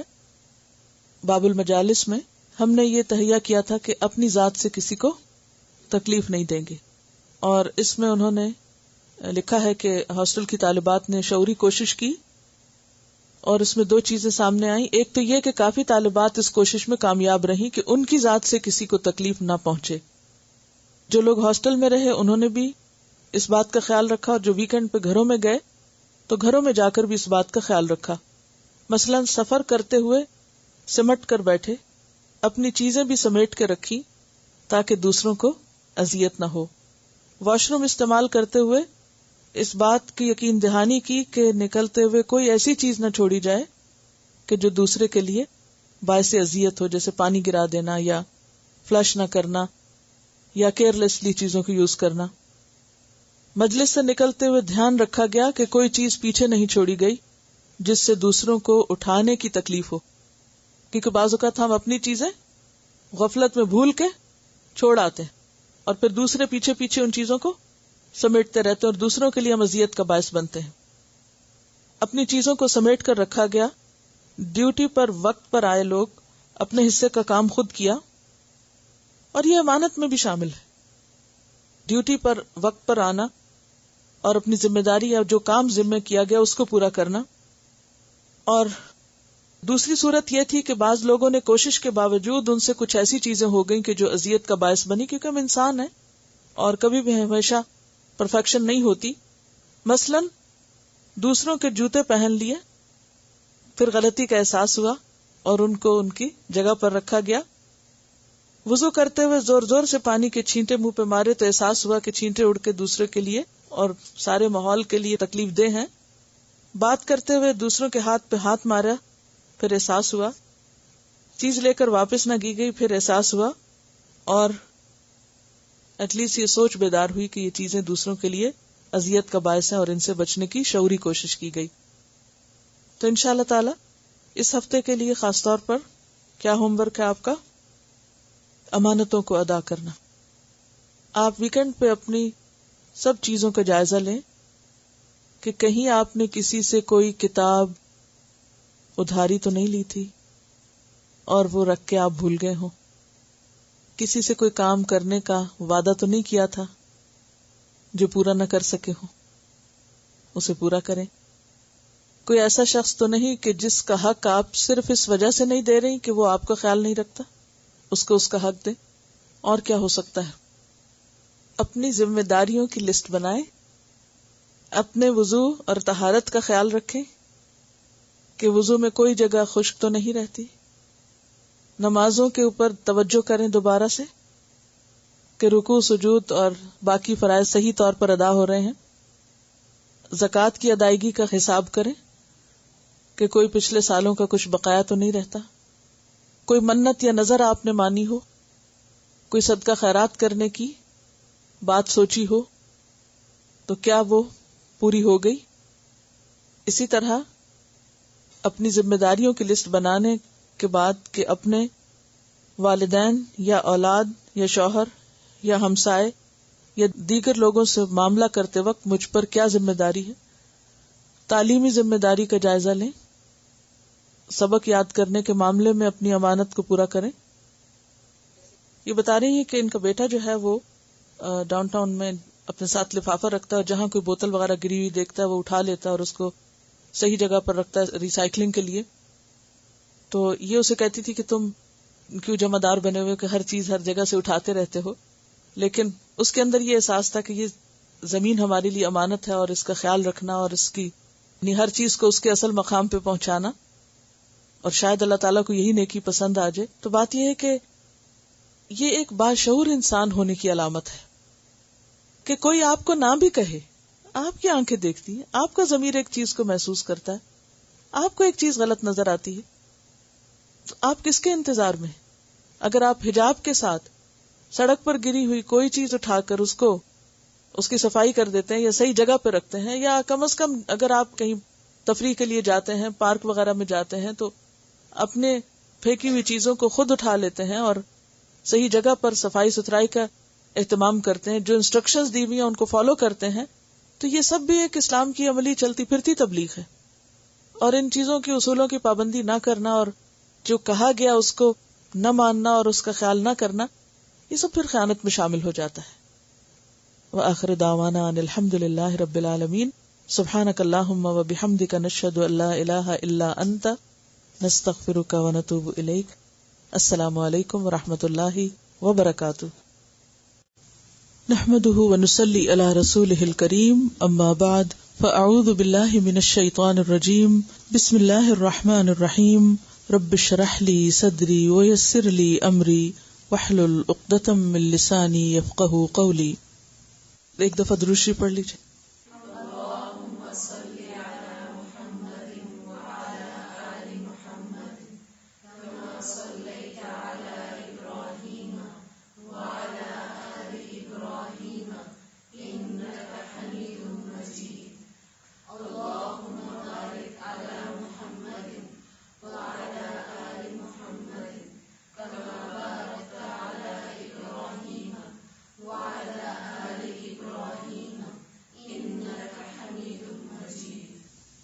حسن اخلاق کی دعا پڑھیے.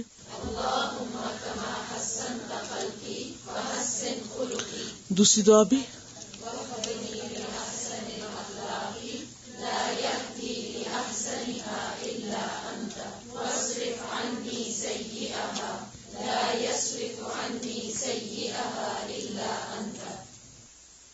آج بھی ہم امانت ہی کے بارے میں پڑھیں گے. حدیث نمبر 65 عن خولة الأنصارية رضي الله عنها قالت سمعت النبي صلى الله عليه وسلم يقول إن رجالا يتخوزون في مال الله بغير حق فلهم النار يوم القيامة. رواه البخاري.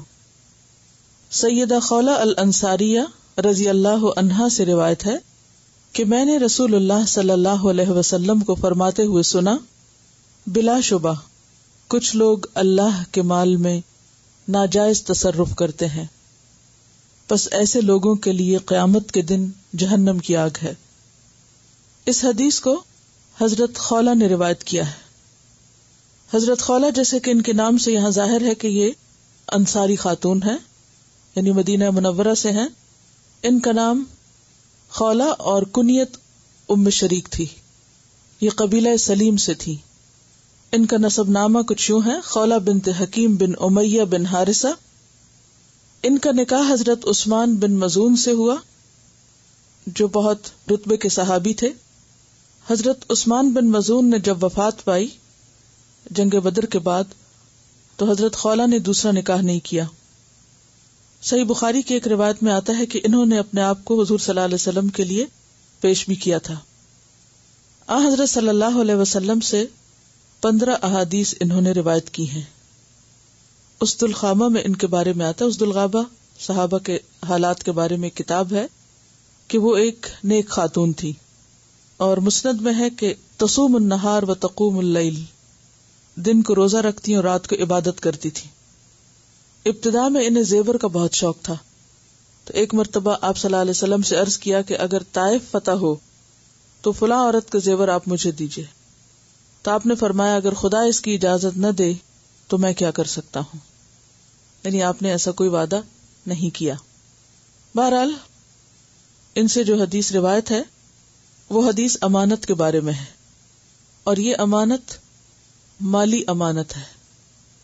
اگرچہ ہمیں جو کچھ ملا ہے وہ سب کچھ امانت ہے، خواہ وہ ہماری ذاتی ملکیت ہی کیوں نہ ہو، یعنی وقتی طور پر جس کے ہم مالک ہیں، ہمارا جسم، ہمارا اپنا ذاتی مال، ہماری اولاد. لیکن اس کے ساتھ ساتھ وہ ذمہ داریاں جو دوسروں نے ہمارے سپرد کی ہوں وہ بھی امانت ہے، خواہ وہ کوئی عہدہ ہو، کوئی کرنے کا کام ہو، یا پھر مالی امور سے متعلق ہو.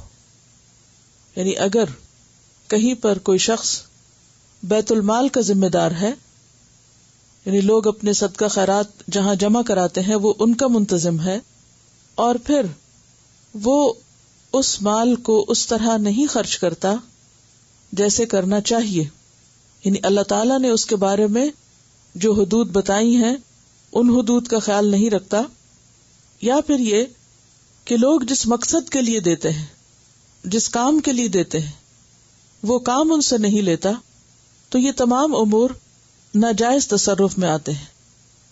یعنی حدود اللہ کی پرواہ کیے بغیر یا لوگوں کی مرضی کی پرواہ کیے بغیر اپنی مرضی سے اللہ کے مال کو جو اس کے پاس امانت ہے ادھر ادھر خرچ کر دینا، یہ ناجائز تصرف میں آتا ہے. تصرف کا مطلب ہوتا ہے استعمال. تو ایسا کرنا انسان کے لیے وبال جان ہے. جیسا کہ آپ کو معلوم ہے کہ اس کام کا اجر و ثواب بھی بہت ہے. یعنی وہ شخص جو بیت المال کا ذمہ دار ہو اور وہ اس کی حفاظت کرے اور اس مال کو حق کے ساتھ جمع کرے اور حق کے ساتھ خرچ کرے، تو اس کے لیے اتنا ہی اجر ہے گویا اس نے اپنے مال میں سے کچھ صدقہ کیا ہو. یعنی خواہ مال دوسروں کا تھا، لیکن چونکہ وہ ذمہ دار تھا، اس نے اس میں محنت کی، کام کیا، تو اس محنت کی وجہ سے اور اس کے اس ذمہ داری کی درست ادائیگی کی وجہ سے وہ بہت بڑے اجر و ثواب کا مستحق ہو جاتا ہے. جو کچھ وہ اپنے ہاتھ سے نکال کے دیتا ہے، جمع کرتا ہے، رکھتا ہے، گنتا ہے، سمیٹتا ہے، حفاظت کرتا ہے، پھر جہاں خرچ کرنا چاہیے وہاں خرچ کرتا ہے، تو یہ ساری کوشش اس کی جو اللہ کے مال میں یا دین کے کام میں لگتی ہے، اس کے لیے بے پناہ اجر و ثواب کا باعث بنتی ہے. اس کے لیے ایسا ہی اجر ہے گویا اس نے اپنی جیب سے کچھ فی سبیل اللہ خرچ کیا ہے. لیکن اس کے ساتھ ساتھ جہاں اجر بڑا ہے وہاں اس معاملے میں کوتاہی اور سستی اور وہ کرنا جو نہیں کرنا چاہیے وہ انسان کے لیے بہت بڑی مصیبت کا باعث بھی ہے. اور وہ کیا ہے کہ آپ نے فرمایا کہ کچھ لوگ اللہ کے مال میں ناجائز تصرف کرتے ہیں، بس ایسے لوگوں کے لیے قیامت کے دن جہنم کی آگ ہے. اور اسی طرح اگر کسی شخص کے پاس مال ہے اور وہ اس کو ناجائز جگہوں پہ خرچ کرتا ہے، حرام کے کاموں میں خرچ کرتا ہے، مثلا رشوت دیتا ہے یا پھر اور کسی غلط مقصد کے لیے استعمال کرتا ہے، تو اس پر بھی انسان کا حساب ہوگا. انسان خواہ مال خود اپنی محنت سے کمائے تو بھی وہ اس کا پورا پورا مالک نہیں ہے، وہ اس کے خرچ میں مکمل طور پر با اختیار نہیں ہے. اسلام نے مال کے بارے میں انسان کو واضح ہدایات دی ہیں، حلال اور حرام کی تعلیمات بالکل واضح ہیں. الحلال بین والحرام بین، اور اس میں کوئی شک کی بات نہیں. کس کس ذریعے سے آپ مال حاصل کر سکتے ہیں اور کہاں کہاں آپ خرچ کر سکتے ہیں، اس کے بارے میں ہمیں واضح تعلیم دی گئی ہے. تو ناجائز آمدنی ہو خواہ یا ناجائز جگہ پر خرچ کرنا، دونوں کے بارے میں پوچھ ہوگی. بلکہ قیامت کے دن ابن آدم کے قدم میدان حشر سے ٹل نہ سکیں گے جب تک کہ وہ اس بات کا جواب نہ دے کہ اس نے مال کہاں سے کمایا اور کہاں پر خرچ کیا. قرآن پاک کی ایک آیت ہمیں واضح طور پر بتاتی ہے کہ ہم اپنی جان اور مال کے خود مالک نہیں ہیں. سورۃ التوبہ میں اللہ تعالیٰ فرماتے کہ ان اللہ اشتری من المؤمنین انفسہم واموالہم بان لہم الجنہ ان اللہ اشتری، بے شک اللہ نے خرید لیے ہیں، من المومنین، مومنوں سے، کیا کیا؟ ان کی جانیں اور ان کے مال، کس چیز کے بدلے؟ بان لہم الجنہ، کہ ان کے لیے جنت ہے اس کے بدلے۔ جسم اگرچہ ہمارا ہے، اس پر ہمارا نام لگا ہوا ہے، لیکن ہم اسے اپنی خواہش نفس یا اپنی مرضی کے مطابق استعمال نہیں کر سکتے۔ اس میں ہمیں دیکھنا ہوگا کہ ہمارے رب کی مرضی کیا ہے، وہ کیا چاہتا ہے کہ ہم اپنی طاقتوں سے، اپنی صلاحیتوں سے کیا کام لیں۔ اسی طرح خواہ ہم خون پسینہ ایک کر کے مال کمائیں، لیکن اس میں کلی طور پر اپنی مرضی نہیں کر سکتے۔ یہ دونوں ہی چیزیں انسان کو بہت محبوب بھی ہیں، اپنا آپ بھی بہت پیارا ہوتا ہے، اسی لیے انسان ہر تکلیف سے، ہر ناگوار چیز سے اپنے آپ کو بچاتا ہے، اور مال بھی بہت عزیز ہوتا ہے، جیسے کہ قرآن پاک اس پر گواہ ہے، وَإِنَّهُ لِحُبِّ الْخَيْرِ لَشَدِيدٌ۔ تو ان دونوں چیزوں سے محبت کے باوجود ان کے معاملے میں ہمیں اختیار نہیں ہے۔ اگرچہ وقتی طور پہ اللہ نے اختیار دیا ہے، لیکن جب ہم اپنے اختیار کو سرنڈر کر دیتے ہیں اور ان چیزوں پر اللہ کا اختیار بتاتے ہیں کہ جیسے وہ چاہے گا میں ویسا کروں گی، تو یہی چیز اللہ تعالیٰ کو پسند ہے۔ تو گویا کہ ایمان اور امانت کا باہم چولی دامن کا ساتھ ہے۔ لا ایمان لمن لا امانت لہ، اس کا ایمان نہیں جس کے پاس امانت کا پاس نہیں۔ تو اس میں واضح تعلق اس آیت سے بھی پتہ چلتا ہے کہ جب کوئی شخص مومن ہو جاتا ہے تو ایمان لاتے ہی، لا الہ الا اللہ پڑھتے ہی اس کا اللہ تعالیٰ سے ایک سودا ہو جاتا ہے، ان اللہ اشتری من المؤمنین، اور پھر اس کے جان مال اس کے پاس امانت ہو جاتی ہے۔ تو یوں ایمان لاتے ہی ہمارا اپنا آپ اور ہمارا مال دراصل ہمارا نہیں رہتا، وہ بک چکا ہوتا ہے، اور جو چیز بک جاتی ہے پھر اس کے بعد اس پر آپ کی مرضی نہیں رہتی۔ مثلاً اگر آپ نے اپنے گھر کو بیچ دیا تو پھر آپ خود نہیں اس میں رہ سکتے، کون رہے گا اس میں؟ جس کو آپ نے بیچا، اس کی مرضی ہوگی، اب آپ کی نہیں ہوگی۔ تو اس طرح خواہ اگر ٹیمپریریلی اس میں آپ رہ بھی رہے ہوں ایک خاص مدت تک، وہ ہوتا ہے نا بعض اوقات گھر بکنے کے بعد بھی ٹرمز اینڈ کنڈیشن میں لکھا ہوتا ہے کہ یہ اس تاریخ کو خالی کیا جائے گا، بکنے کے 1 ماہ بعد، 2 ماہ بعد۔ تو وہ 1 یا 2 ماہ بعد جو آپ اس گھر میں رہ رہے ہیں ٹیمپریریلی، وہ رہنا دراصل کیا ہے؟ اب آپ کا امانت۔ اب اس میں آپ یہ نہیں کر سکتے کہ گھر بیچنے کے بعد پھر اس میں سے کچھ چیزیں آپ نکالنا شروع کر دیں، یعنی پہلے آپ نے ان کی قیمت لے لی اور پھر اس کے بعد آپ اس میں سے کچھ مرضی کی چیزیں نکالنا شروع کر دیں کہ یہ فرنیچر یا یہ فکسچر جو تھا یہ بہت قیمتی تھا اور مجھے بہت پسند تھا، اور مالک کو کیا پتا چلے گا اگر میں اس کو ساتھ لے جاؤں۔ یا بعض اوقات ایسا ہوتا ہے کہ جب گھر بکتا ہے تو اس وقت جو چیزیں اس میں موجود ہوتی ہیں ان کی کنڈیشن اچھی ہوتی ہے، اور جب لوگ گھر خالی کرتے ہیں تو اس وقت دھوکے سے ان چیزوں کو بعض اوقات بدل بھی دیتے ہیں۔ مثلا اگر گھر میں آپ نے گھر کے ساتھ ہی اوون بھی بیچا ہے، اور جب گھر بکا اس وقت جو اوون تھا وہ اچھی کنڈیشن کا تھا اور بعد میں آپ نے اس کو دھوکے سے بدل دیا، تو یہ کیا ہوا؟ یہ خیانت ہوئی۔ اب بندوں کے ساتھ تو انسان ایسی دھوکے بازی کر سکتا ہے، ایسی خیانت کر سکتا ہے، لیکن اللہ کے ساتھ نہیں کر سکتا، کیونکہ وہ تو سب کچھ جانتا ہے، عالم الغیب والشہادہ۔ تو حسن اخلاق میں 2 چیزیں ہیں، ایک ہے ذاتی اخلاق جس کا تعلق صرف آپ کی اپنی ذات سے ہے، اور ایک ہے اجتماعی اخلاق۔ حسن اخلاق صرف ذاتی اخلاق کا نام نہیں ہے، بلکہ اس میں اجتماعی اخلاق جب تک درست نہ ہو حسن اخلاق نہیں ہوتا۔ اور اجتماعی اخلاق کیا ہے؟ کہ آپ کے وہ معاملات جو دوسرے انسانوں سے متعلق ہیں، وہ طے شدہ باتیں، یعنی وہ چیزیں جو آپ نے دوسروں کے ساتھ طے کی ہیں، دوسروں کے ساتھ آپ نے معاہدہ کیا ہے، وہ بھی اس میں شامل ہو جاتی ہیں۔ یعنی بعض چیزیں آپ کی ٹوٹلی پرسنل ہوتی ہیں، لیکن بعض چیزوں میں آپ جب دوسروں کے ساتھ مل جل کر رہتے ہیں تو ان کے کچھ حقوق آپ پر اور کچھ آپ کے ان پر عائد ہوتے ہیں، اور ان میں باہم ایک دوسرے کے ساتھ معاہدہ ہوتا ہے. اب مثال کے طور پر نکاح کیا ہے؟ ایک معاہدہ ہے. اس موقع پر جو ٹرمز اینڈ کنڈیشنز طے ہوتی ہیں وہ کیا ہیں؟ وہ بھی ایک طرح سے امانت ہے. پھر اسی طرح کوئی کاروبار مل کے کرتے ہیں تو اس میں جو ٹرمز اینڈ کنڈیشنز طے ہوتی ہیں وہ بھی ایک امانت ہو جاتی ہیں.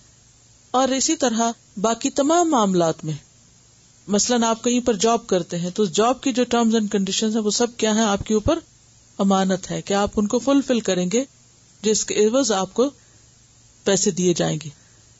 اور اگر آپ اس میں کام چوری کر رہے ہیں تو دراصل کیا کر رہے ہیں؟ خیانت کر رہے ہیں. اگلی حدیث ہے عن جابر بن عبد اللہ عن النبی صلی اللہ علیہ وسلم قال اذا حدث الرجل الحدیث ثم التفت فهي امانۃ. سیدنا جابر بن عبد اللہ رضی اللہ عنہ رسول اللہ صلی اللہ علیہ وسلم سے روایت کرتے ہیں کہ جب کوئی شخص تم سے بات کرے اور پھر وہ ادھر ادھر دیکھے تو وہ بات تمہارے پاس امانت ہے. یعنی امانت صرف مال میں ہی نہیں بلکہ گفتگو میں بھی ہوتی ہے. بعض اوقات کوئی شخص اپنا کوئی خاص معاملہ آپ سے ڈسکس کرتا ہے، آپ سے کوئی مشورہ کرتا ہے، اپنا کوئی غم آپ سے بانٹتا ہے یا اپنا کوئی حال آپ کو سناتا ہے، لیکن وہ بات صرف آپ تک رکھنا چاہتا ہے. وہ یہ نہیں پسند کرتا کہ وہ بات کسی اور کو بتائی جائے. بعض اوقات وہ زبان سے بول کر آپ کو کہتا ہے کہ میری یہ بات آپ کے پاس امانت ہے، یہ بات آگے نہ کریں. اور بعض اوقات وہ اپنے جیسچر سے بتاتا ہے، انداز سے بتاتا ہے. مثلاً بات کرتے وقت اگر وہ دائیں یا بائیں دیکھے کہ کوئی اور سن تو نہیں رہا تو یہ بھی انڈرسٹوڈ ہے، اس کو بھی امانت سمجھا جائے گا کہ جب خواہ اس نے منہ سے بول کر نہیں کہا لیکن اس کے انداز سے آپ کو پتا چل گیا کہ وہ کیا چاہتا ہے. وہ یہ چاہتا ہے کہ اس کی بات کسی اور تک نہ جائے، لہٰذا وہ بھی آپ کے پاس امانت ہو گئی. اسی طرح ایک اور حدیث میں آتا ہے المستشار مؤتمن، جس سے مشورہ کیا جاتا ہے وہ امانت دار ہوتا ہے. کس طرح؟ دو طرح. نمبر ایک یہ کہ وہ اپنے علم اور اخلاص کے ساتھ، یعنی اپنے علم اور اخلاص کی بنیاد پر دوسرے کو صحیح مشورہ دے جو اس کے لیے بہتر ہو، خواہ وہ اس کے اپنے خلاف ہی کیوں نہ بات جاتی ہو. بعض اوقات ہم ایک اچھا مشورہ کسی کو دے سکتے ہیں لیکن صرف اس لیے نہیں دیتے کہ وہ ناراض ہو جائے گا یا شاید ہمارا مشورہ اس کو پسند نہ آئے، لہٰذا ہم اس کو وہ مشورہ دیتے ہیں جو اس کو اچھا لگے. لیکن کسی کو بھی ایسا مشورہ دینا جو اس کی پسند کا ہو لیکن اس کے لیے بہتر نہ ہو تو یہ کیا ہوگا؟ کیسے خیانت ہوگی؟ ثابت کریں خیانت. اس کو غلط مشورہ کیوں خیانت ہے؟ اس کی خیر خواہی کے خلاف. اس کی خیر خواہی کس میں ہے؟ کہ صحیح بات اس کو بتائی جائے اور آپ کو لگتا ہے کہ وہ قبول نہیں کرے گا، تو ایسی صورت میں آپ کا فرض کیا بنتا ہے کہ بھلے وہ قبول نہ کرے لیکن آپ اس کو صحیح بات بتائیں. اور اس میں آپ دیکھیے کہ بعض اوقات ایسا ہوتا ہے کہ آپ دوسرے سے ڈر کے یا گھبرا کے یا اس سے مروب ہو کے آپ اس کو صحیح بات نہیں کرتے اور وہی کہہ دیتے ہیں جو وہ چاہتا ہے یا اس کی ہاں میں ہاں ملا دیتے ہیں. اب کیا ہوتا ہے کہ کچھ عرصے کے بعد اس کو اس چیز سے نقصان پہنچ جاتا ہے. پھر کیا ہوتا ہے؟ پھر وہ آپ کو پوچھتا ہے کہ آپ نے مجھے غلط مشورہ دیا تھا. وہ آپ کو پکڑتا ہے آپ کہ اگر آپ کو پتا تھا تو آپ کو صحیح بات مجھے بتانی چاہیے تھی تاکہ میں اس نقصان سے بچ سکتا. اسی طرح کچھ چیزیں دنیا میں تو ان کا نقصان سامنے نہیں آتا لیکن قیامت کے دن نقصان سامنے آئے گا. اس وقت کس کو پکڑے گا؟ وہ جس نے غلط مشورہ دیا، غلط راستہ دکھایا. تو بعض اوقات سچی بات کرنا، حق بات کہنا بہت ناپسندیدہ ہو سکتا ہے، بہت کڑوا ہو سکتا ہے، بہت ناگوار ہو سکتا ہے، لیکن وہی دوسرے کے لیے فائدہ مند ہوتا ہے. تو المستشار مؤتمن ان کا مطلب یہ ہے کہ ہمارے اوپر مشورہ امانت ہے. ہم دوسرے کو وہی بات بتائیں جو ہمارے نزدیک اس کے لیے بہترین ہے، خواہ وہ اس کی مرضی کے خلاف ہے. اور دوسری بات یہ ہے کہ دوسرے کے لیے بھی وہی پسند کریں جو ہم اپنے لیے پسند کرتے ہیں، کیونکہ بعض اوقات ہم جانتے ہیں کہ دوسرے کے لیے کیا بات اچھی، لیکن ہمیں یہ ڈر ہوتا ہے کہ اگر ہم نے اس کو مشورہ دے دیا تو پھر ہمارا فائدہ مارا جائے گا یا پھر ہم پیچھے رہ جائیں گے. ایسی صورت میں بھی بعض اوقات دوسرے کو صحیح بات نہیں بتائی جاتی. مثلا کوئی شخص بزنس کرنا چاہتا ہے، کہیں وہ آپ سے مشورہ کرنے آتا ہے، آپ کو اس سے ایک آئیڈیا مل جاتا ہے کہ اچھا یہاں بھی بزنس ہو سکتا ہے. اب اگر آپ اس کو کہتے ہیں کہ ہاں یہ تو بہت اچھا ہے اور آپ کو پتا ہے بہت اچھا ہے، تو آپ کو یہ ڈر ہوتا ہے کہ اچھا وہ یہ کام کر لے گا تو کیوں نہیں اس کو میں یہاں سے ٹالوں اور یہ ہٹے تو میں فوراً جا کے کر لوں. یہ بھی کیا ہے؟ یہ بھی خیانت ہے، یہ دھوکہ ہے. سارے پیشے ہی امانت ہے کہ جن لوگوں کے ساتھ آپ کی ڈیلنگ ہوتی ہے ان کو صحیح مشورہ دینا چاہیے. مثلا آپ کچھ بیچ رہے ہیں، اب ایک شخص آ کے آپ سے پوچھتا ہے کہ یہ چیز کیسی ہے، اس کے فنکشنز کے بارے میں پوچھتا ہے، اس کی کارکردگی کے بارے میں پوچھتا ہے، اس کی کوالٹی کے بارے میں پوچھتا ہے، اور آپ کو پتا ہے اور آپ اس کا ایپ بھی جانتے، لیکن آپ نہیں بتاتے کیونکہ آپ کو پتا ہے کہ اگر میں نے بتا دیا تو یہ شخص چیز نہیں خریدے گا. اب اس کا نتیجہ کیا ہوتا ہے کہ وہ شخص اس چیز کو لے کر مصیبت میں پڑ جاتا ہے. اسی طرح مثلا اگر آپ ڈاکٹر، ایک مریض آپ کے پاس آتا ہے، آپ اس کی ساری چھان پٹک کرتے ہیں، پوری اسکریننگ کرتے ہیں. اب آپ کو سمجھ آتی ہے کہ اس مریض کو آپریشن درکار ہے اور اسے کرانا چاہیے، لیکن آپ اس کو صحیح صورتحال نہیں بتاتے. بعض اوقات ایسا بھی ہوتا ہے کہ جو امانت دار ڈاکٹرز ہوتے ہیں وہ مریض کو پرسکرپشن دیتے ہیں تو خواہ وہ دوا کڑوی ہو، خواہ مریض کی مرضی کے خلاف ہو، خواہ اس کی جیب پر بوجھ ہو، کچھ بھی ہو، اس کو صحیح بات بتاتے ہیں اور بتانی بھی چاہیے. اسی طرح اگر ایک مریض دوا سے ٹھیک ہو سکتا ہے تو صرف اپنے پیسے بنانے کے لیے اسے آپریشن ریکمینڈ کرنا، سرجری کے لیے ریکمینڈ کرنا، یہ کیا ہے؟ یہ بھی خیانت ہے، دھوکہ بازی ہے. اسی طرح بعض اوقات ایک ڈاکٹر کو پتہ چل رہا ہوتا ہے کہ ایک مریض زیادہ عرصہ تک نہیں زندہ رہ سکے گا، یا گھر والوں کو بھی پتہ چل جاتا ہے، لیکن وہ اس مریض کو بتاتے نہیں ہیں اور یہ کہتے ہیں کہ نہیں اس کا دل ٹوٹ جائے گا یا وہ پریشان ہوگا. ایسے میں اس طرح کی بڑی حقیقت چھپائے رکھنا یہ کسی کے ساتھ خیر خواہی نہیں ہے. کیوں؟ اس لیے کہ اگر آپ اس کو بتا دیں، جانا تو اس کو ویسے ہی ہے، اور جب جانا ہے جب بھی جانا ہے، نہ بتانے سے کوئی جائے گا اور نہ بتانے سے کوئی رہ جائے گا. لیکن فائدہ کیا ہوگا کہ دوسرا شخص اپنے لیے دعا کرے گا، دوسرا شخص جانے کی تیاری کرے گا، وہ اپنی امانتیں لوٹا سکے گا، وہ لوگوں سے معافی مانگ لے گا اور بہتر طور پر واپس جا سکے. لیکن جب ہم دوسرے کو اصل حقیقت سے آگاہ نہیں کرتے اور صرف اس لیے نہیں بتاتے کہ اگر بتا دیا تو پھر ہماری شامت آئے گی اور وہ ہمیں ستائے گا یا تنگ کرے گا یا اس کا ڈپریشن ہمیں دیکھنا پڑے گا، تو ہماری بھلائی اسی میں ہے کہ نہ بات کرو اور نہ ہی اپنے لیے کوئی پریشانی مول لو. تو کسی کی بھی خیر خواہی اور امانت کی ادائیگی کا حق یہی ہے کہ انسان وہی کرے جو اپنے لیے چاہتا ہے، یعنی کسی کے ساتھ بھی معاملہ کرتے وقت وہی چیز سامنے رکھے جو وہ اپنے لیے پسند کرتا ہے. کسی کی لکھی ہوئی کتاب پر اپنا نام لگا کے چھاپ دینا، کسی کی پروڈکٹ کو اپنے برانڈ سے ریلیز کر دینا، نقالی کر لینا، کیونکہ ہمارے ہاں بہت ہے نا نقالی، کہ آئیڈیا کسی کا ہے، اوریجنیٹ کسی نے کیا ہے، بنائی چیز کسی نے ہے، اور دوسرا فوراً اپنا نام لگائے اور ٹھپا لگا کے چھاپ دے اور سارا نفع خود حاصل کر لے. یہ بھی دوسرے کے حق پہ ڈاکہ ڈالنا ہے، یہ بھی خیانت ہے.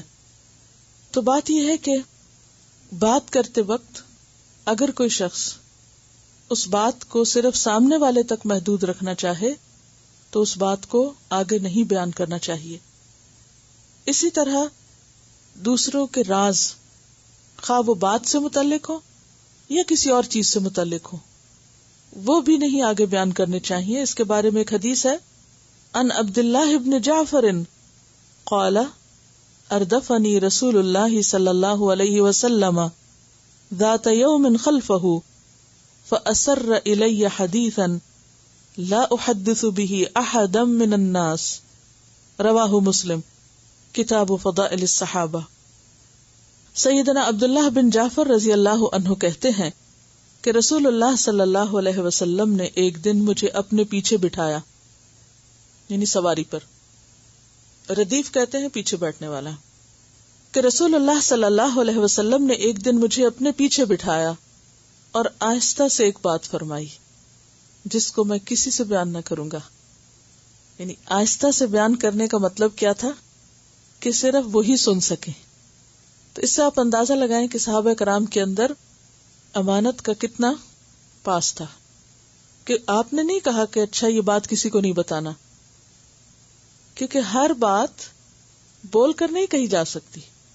بعض باتیں اگر کوئی شخص ہمیں اشارے سے کہہ رہے تو اس کا مطلب ہے کہ بھری محفل میں نہیں کہنا چاہتا، تو اس کے اشارے کو بھی راز رکھنا چاہیے. لیکن عموماً لوگ امانت کا پاس نہ رکھ کے کیوں خوش ہوتے ہیں؟ کیونکہ کسی کا بھی راز پاس ہونا یا کسی کے بارے میں کچھ ایسی بات معلوم ہونا جو دوسروں کو نہیں، اس شخص کو اہم بنا دیتا ہے. تو اپنی اہمیت جتانے کے لیے بعض اوقات لوگ ایسے کام کرتے ہیں، یعنی رازوں میں خیانت کرتے ہیں. پھر اسی طرح بعض اوقات کوئی بات ایک بند کمرے میں ہوتی ہے اور اس کا مطلب کیا ہوتا ہے کہ یہ بات جتنے لوگوں کے بیچ میں ہو رہی ہے اس سے باہر نہیں جانی چاہیے. مثلاً اگر کسی بند کمرے میں کوئی میٹنگ ہو رہی ہے تو کسی کو باہر سے کان لگا کے سننا نہیں چاہیے، اور اگر اس مجلس میں کچھ لوگ ہیں تو انہیں وہاں سے اٹھ کر وہ بات کسی اور سے نہیں کرنی چاہیے.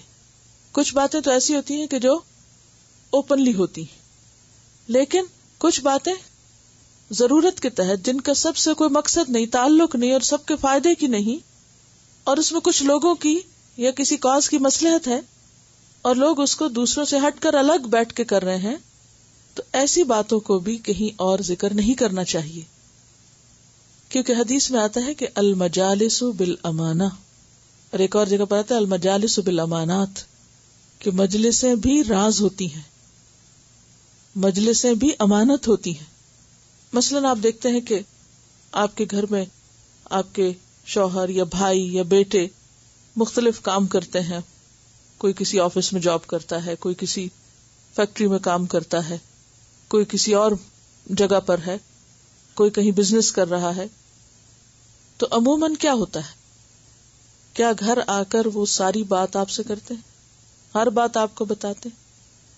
کیوں نہیں بتاتے؟ ایسا کرنا کیوں بد اخلاقی میں شامل ہے؟ کیونکہ وہ جو وہاں کی باتیں ہوتی ہیں، جو کسی خاص مثلا فیکٹری میں کوئی کام کر رہا ہے یا کسی خاص آفس میں کام کر رہا ہے، تو ان کا تعلق گھر کی زندگی سے نہیں ہے. کیوں؟ اس لیے کہ بعض اوقات وہ باتیں وہاں سے نکل کر جب آؤٹ آف دا پلیس کوٹ ہوتی ہیں تو دوسرا شخص سمجھ بھی نہیں پاتا، یا بعض اوقات اس ادارے کی مصلحت کے خلاف ہوتی ہیں، کیونکہ باہر بیٹھا ہوا شخص پوری سچویشن کو سمجھتا ہی نہیں، اس کو پوری بات پتہ ہی نہیں. تو جب ہم اس میں سے کچھ حصہ جا کر کوٹ کرتے ہیں تو ہو سکتا ہے کہ اس کے دل میں وہاں کے بارے میں، اس ورک پلیس کے بارے میں کچھ غلط فہمیاں پیدا ہو جائے، اس کا امیج خراب ہو جائے.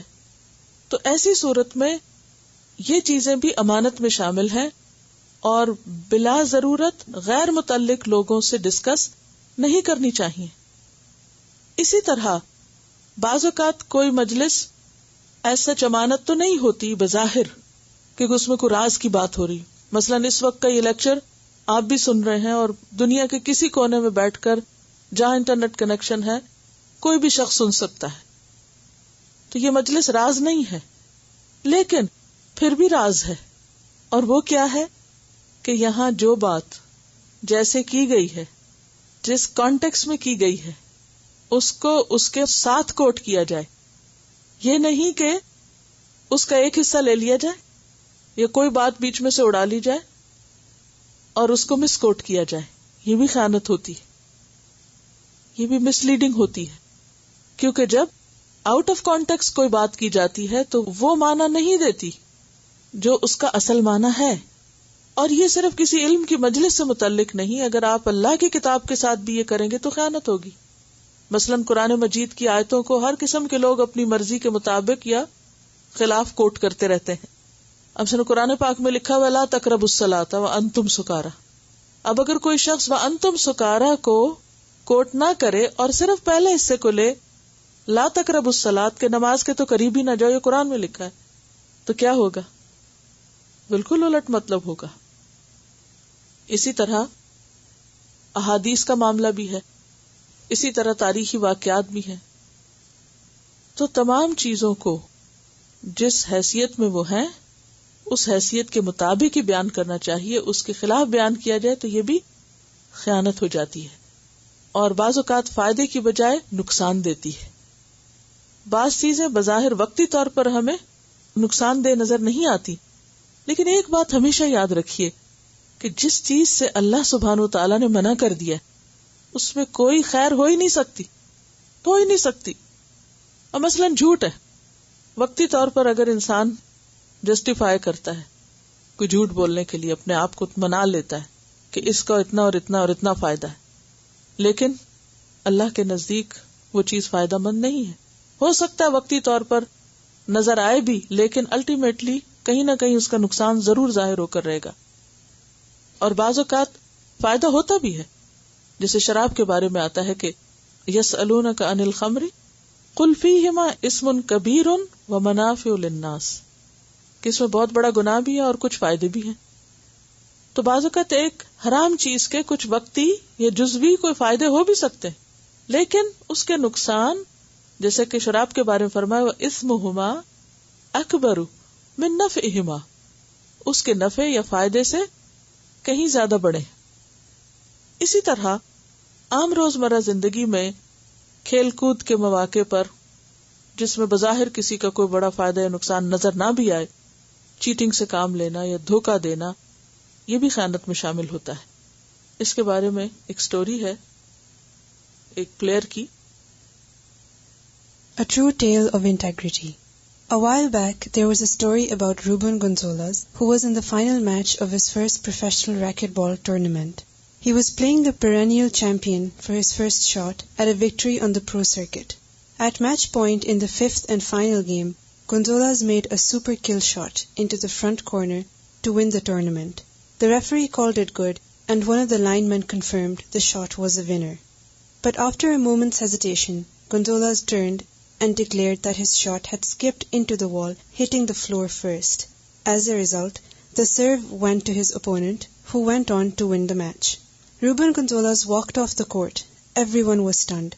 The next issue of a leading racquetball magazine featured Gonzalez on its cover.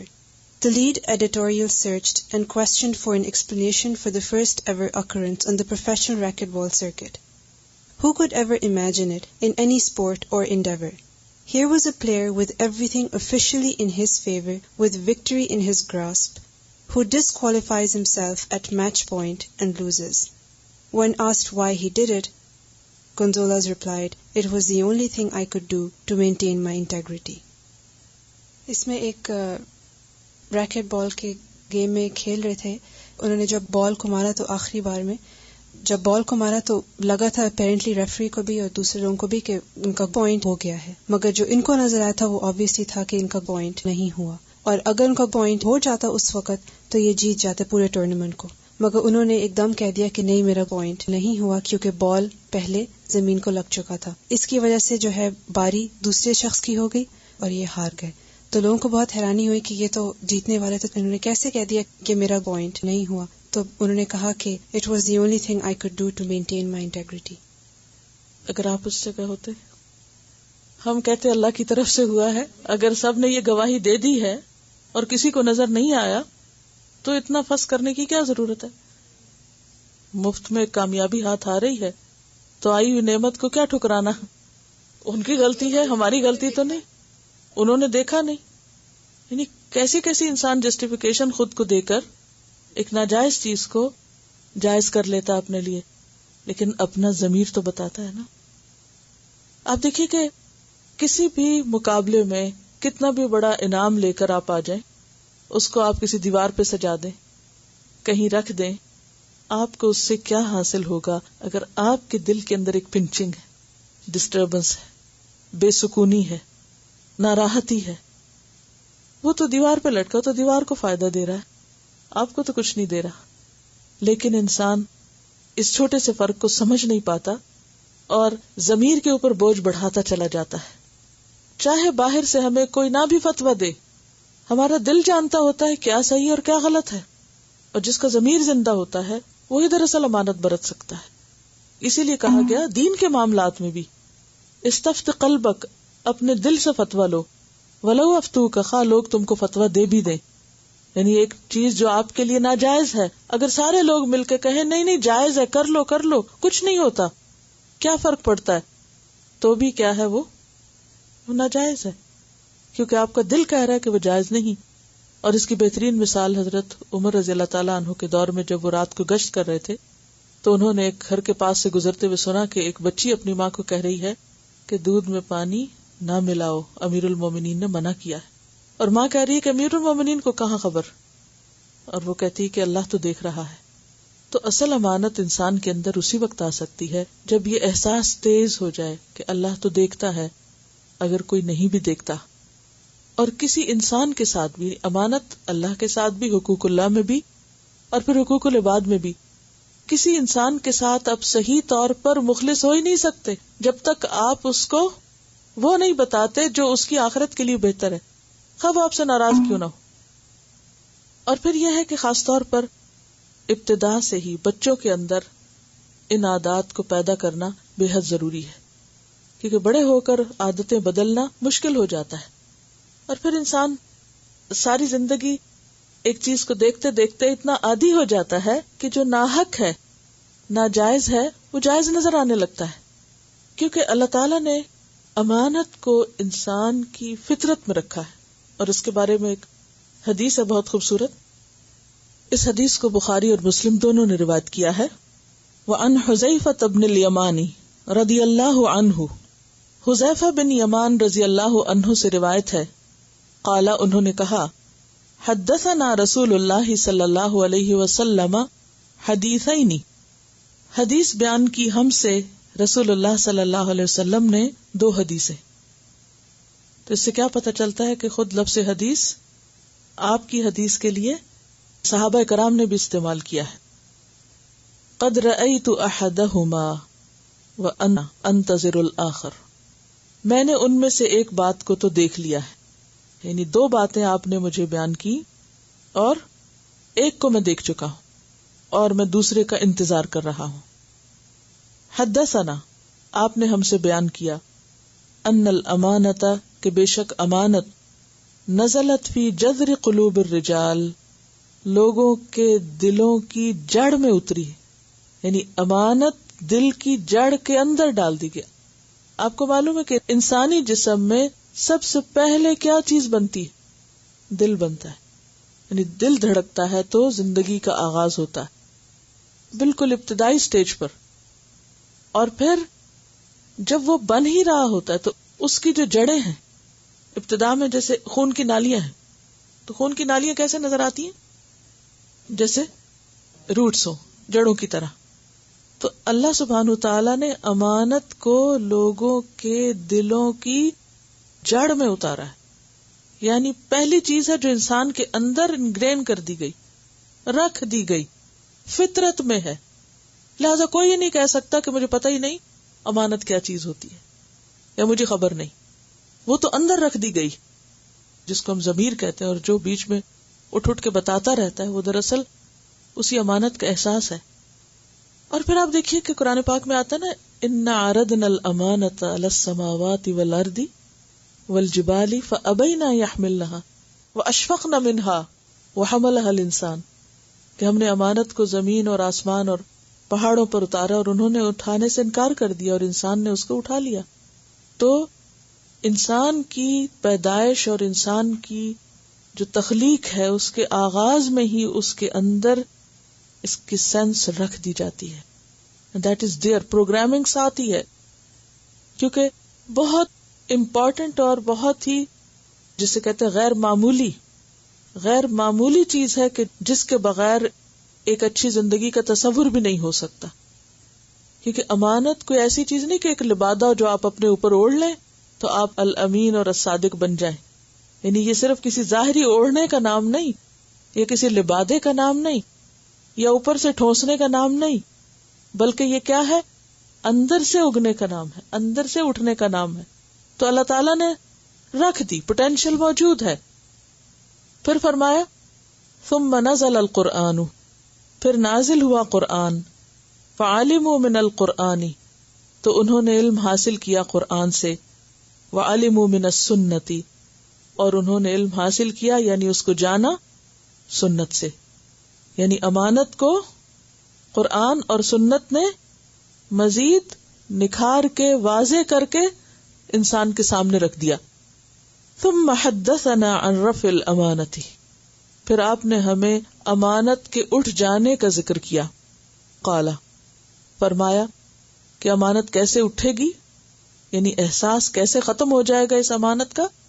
ینام الرجل النومۃ، سوئے گا انسان ایک سونا، یعنی تھوڑی دیر کے لیے سوئے گا. فتقبض الامانۃ من قلبہ، تو اٹھا لی جائے گی، قبض کر لی جائے گی، لے لی جائے گی امانت اس کے دل سے. یعنی اتنی دیر میں امانت اٹھ جائے گی. اور سونا کس بات کی علامت ہے؟ غفلت، کہ جب انسان غافل ہوتا ہے تو ہی اس سے قیمتی چیزیں جاتی ہیں. تو یہ انسان کے پاس اللہ کی طرف سے ملنے والا قیمتی ترین سرمایہ ہے، دولت ہے، جس کو غفلت، بے حسی اور کسی چیز کے بارے میں سنجیدہ نہ ہونا وہ کیا کرتا ہے؟ ختم کر دیتا ہے. تو بات یہ ہے کہ انسان کے اندر سے جو نقصان کا احساس ہے وہ بھی ختم ہو جاتا ہے. پھر فَيَظَلُّ أَثَرُهَا مِثْلَ الْوَقْتِ، فَيَظَلُّ تو رہ جاتا ہے، اثرها اس کا نشان، مثل الوقت یعنی معمولی نشان کی طرح، یعنی ہلکا سا نشان باقی رہ جاتا ہے، اصل چلی جاتی. ثم ينام النومۃ، پھر وہ ایک اور نیند لیتا ہے. فتقبض الامانۃ من قلبہ، تو قبض کر لی جاتی امانت اس کے دل سے. فیظل اثرها مثل اثر المجلی، تو اس کا اثر آبلے کی طرح رہ جاتا ہے. وہ جو انسان کسی آگ کی چیز کو ٹچ کرے تو جسم کے اوپر چھالا بن جاتا ہے. کجمرن، مانن انگارے کے، تحرجتہ علی رجلک، جس سے تمہارا پاؤں ٹکرا جائے. فنفذ، تو وہ پھول جاتا ہے. فتراہ منتبرن، تو تم اس کو ایک پھپھولے کی طرح دیکھتے ہو، ابھرا ہوا دیکھتے ہو. ولیس فیہ شیء، حالانکہ اس میں کوئی چیز نہیں ہوتی. وہ کیا ہوتا ہے؟ پانی ہوتا ہے. تو پھپھولا کیا ہوتا ہے؟ ہلکا سا بھی اس کو کچھ کریک لگے، کوئی چیز لگے، کوئی پرک لگے تو وہ سب کچھ نکل جاتا ہے، اور باقی کیا رہ جاتا ہے؟ اسکن سوکھ کے ہٹ جاتی ہے، اتر جاتی ہے. وائے ناکامی متائے کارواں جاتا رہا، کارواں کے دل سے احساس زیاں جاتا رہا. کارواں کہتے ہیں نا قافلے کو، یعنی لوگوں کو جو کسی منزل کی طرف سفر کر رہے ہوتے ہیں. تو ہمارا سفر بھی آخرت کی طرف ہے. تو جب کسی بھی مسافر کا سامان چوری ہو جائے اور اس کو پرواہ نہ ہو کہ چوری ہو گیا، چھن گیا اس سے، کوئی ڈاکو چھین لے کوئی، تو یہ کب ہوتا ہے؟ جب وہ بے حس ہوتا ہے. کیونکہ کوئی بھی حساس انسان اپنا نقصان برداشت نہیں کرتا. تو امانت کے جانے سے کیا جاتا ہے بتائیے؟ ایمان جاتا ہے. اور ایمان کے جانے پر کسی کو کوئی تکلیف ہی نہ ہو، کوئی پریشانی ہی نہ ہو. تو یہ کب ہو سکتا ہے؟ جب انسان پوری طرح بے حس ہو جائے. اور یہ بے حسی کیا ہے؟ غفلت کی نیند. تو حدیث میں کیا آتا ہے کہ امانت کس طرح اٹھا لی جائے گی؟ کہ جیسے تم انگارے کو اپنے پاؤں پہ لڑکاؤ تو اس پہ آبلہ نمودار ہو جائے، بس تم اسے ابھرا ہوا دیکھتے ہو مگر اس میں کوئی چیز نہیں ہوتی. پھر آپ نے ایک کنکری لی اور اسے پاؤں پہ لڑکایا، یعنی آپ نے کنکری اٹھا کے تو انگارے کی طرح یعنی عمل کر کے دکھایا کہ کیسے ٹچ کر کے گرتی ہے. بس لوگ اس طرح ہو جائیں گے کہ آپس میں خرید و فروخت کرتے ہوں گے مگر ان میں کوئی امانت ادا کرنے کے قریب بھی نہ پھٹکے گا. یہاں تک کہا جائے گا کہ فلاں شخص لوگوں میں ایک امانت دار آدمی ہے. یہاں تک کہا جائے گا کہ کتنا مضبوط ہے، ہوشیار ہے، عقل مند ہے، حالانکہ اس کے دل میں ایک رائی کے دانے برابر بھی ایمان نہ ہوگا. یعنی بظاہر دیکھنے میں وہ شخص دوسروں کی مناسبت سے بہت بہتر نظر آتا ہوگا، لیکن جب اس سے معاملہ کیا جائے گا تو اس کے اندر کوئی امانت نہ ہوگی. حضرت حذیفہ فرماتے ہیں کہ مجھ پر ایک ایسا زمانہ بھی گزرا کہ میں پرواہ نہ کرتا تھا کہ مجھ سے کس نے خرید و فروخت کی، بشرطے کہ وہ مسلمان ہوتا، اس لیے کہ اس کا دین مجھ پر میری چیز کو ضرور واپس کر دے گا، اور اگر وہ یہودی یا عیسائی ہوتا تو اس کا کارندہ مجھے میری چیز واپس کر دے گا. مگر آج کل تو میں صرف فلاں اور فلاں سے ہی خرید و فروخت کا معاملہ کرتا ہوں. یہ آپ کی وفات کے 30-35 سال بعد کی بات کر رہے ہیں وہ، کہ لوگوں کے اندر سے امانت اٹھتی جا رہی ہے. تو گویا یہ پہلی چیز ہے کہ جو لوگوں کے اندر سے اٹھتی ہے، کیونکہ جب ضمیر مردہ ہوتا ہے، امانت اٹھتی ہے، بے حسی آتی ہے، تو انسان کو پھر اچھے اور برے کے درمیان فرق نظر نہیں آتا. پھر وہ غلطی کرتا بھی ہے اور اس کو اپنی غلطی نظر نہیں آتی، اور اس طرح وہ کسی بھی معاملے میں کھرا نہیں ہوتا، کسی بھی کام کو سنجیدگی سے نہیں لیتا. اور جیسا کہ پیچھے بھی ہم نے پڑھا تھا کہ امانت کا تعلق حقوق اللہ سے بھی ہے اور حقوق العباد سے بھی. حقوق اللہ میں سب سے پہلے نماز آتی ہے، نماز سے پہلے طہارت آتی ہے. بہت سے لوگ وضو صحیح طور پر نہیں کرتے، جبکہ ہمیں معلوم ہے کہ وضو کے جو فرائض ہیں ان میں سے اگر بال برابر بھی جگہ خشک رہ جائے تو کیا ہوتا ہے؟ وضو نہیں ہوتا، طہارت نہیں ہوتی، اور اگر طہارت نہ ہو تو نماز ہی نہیں ہوتی.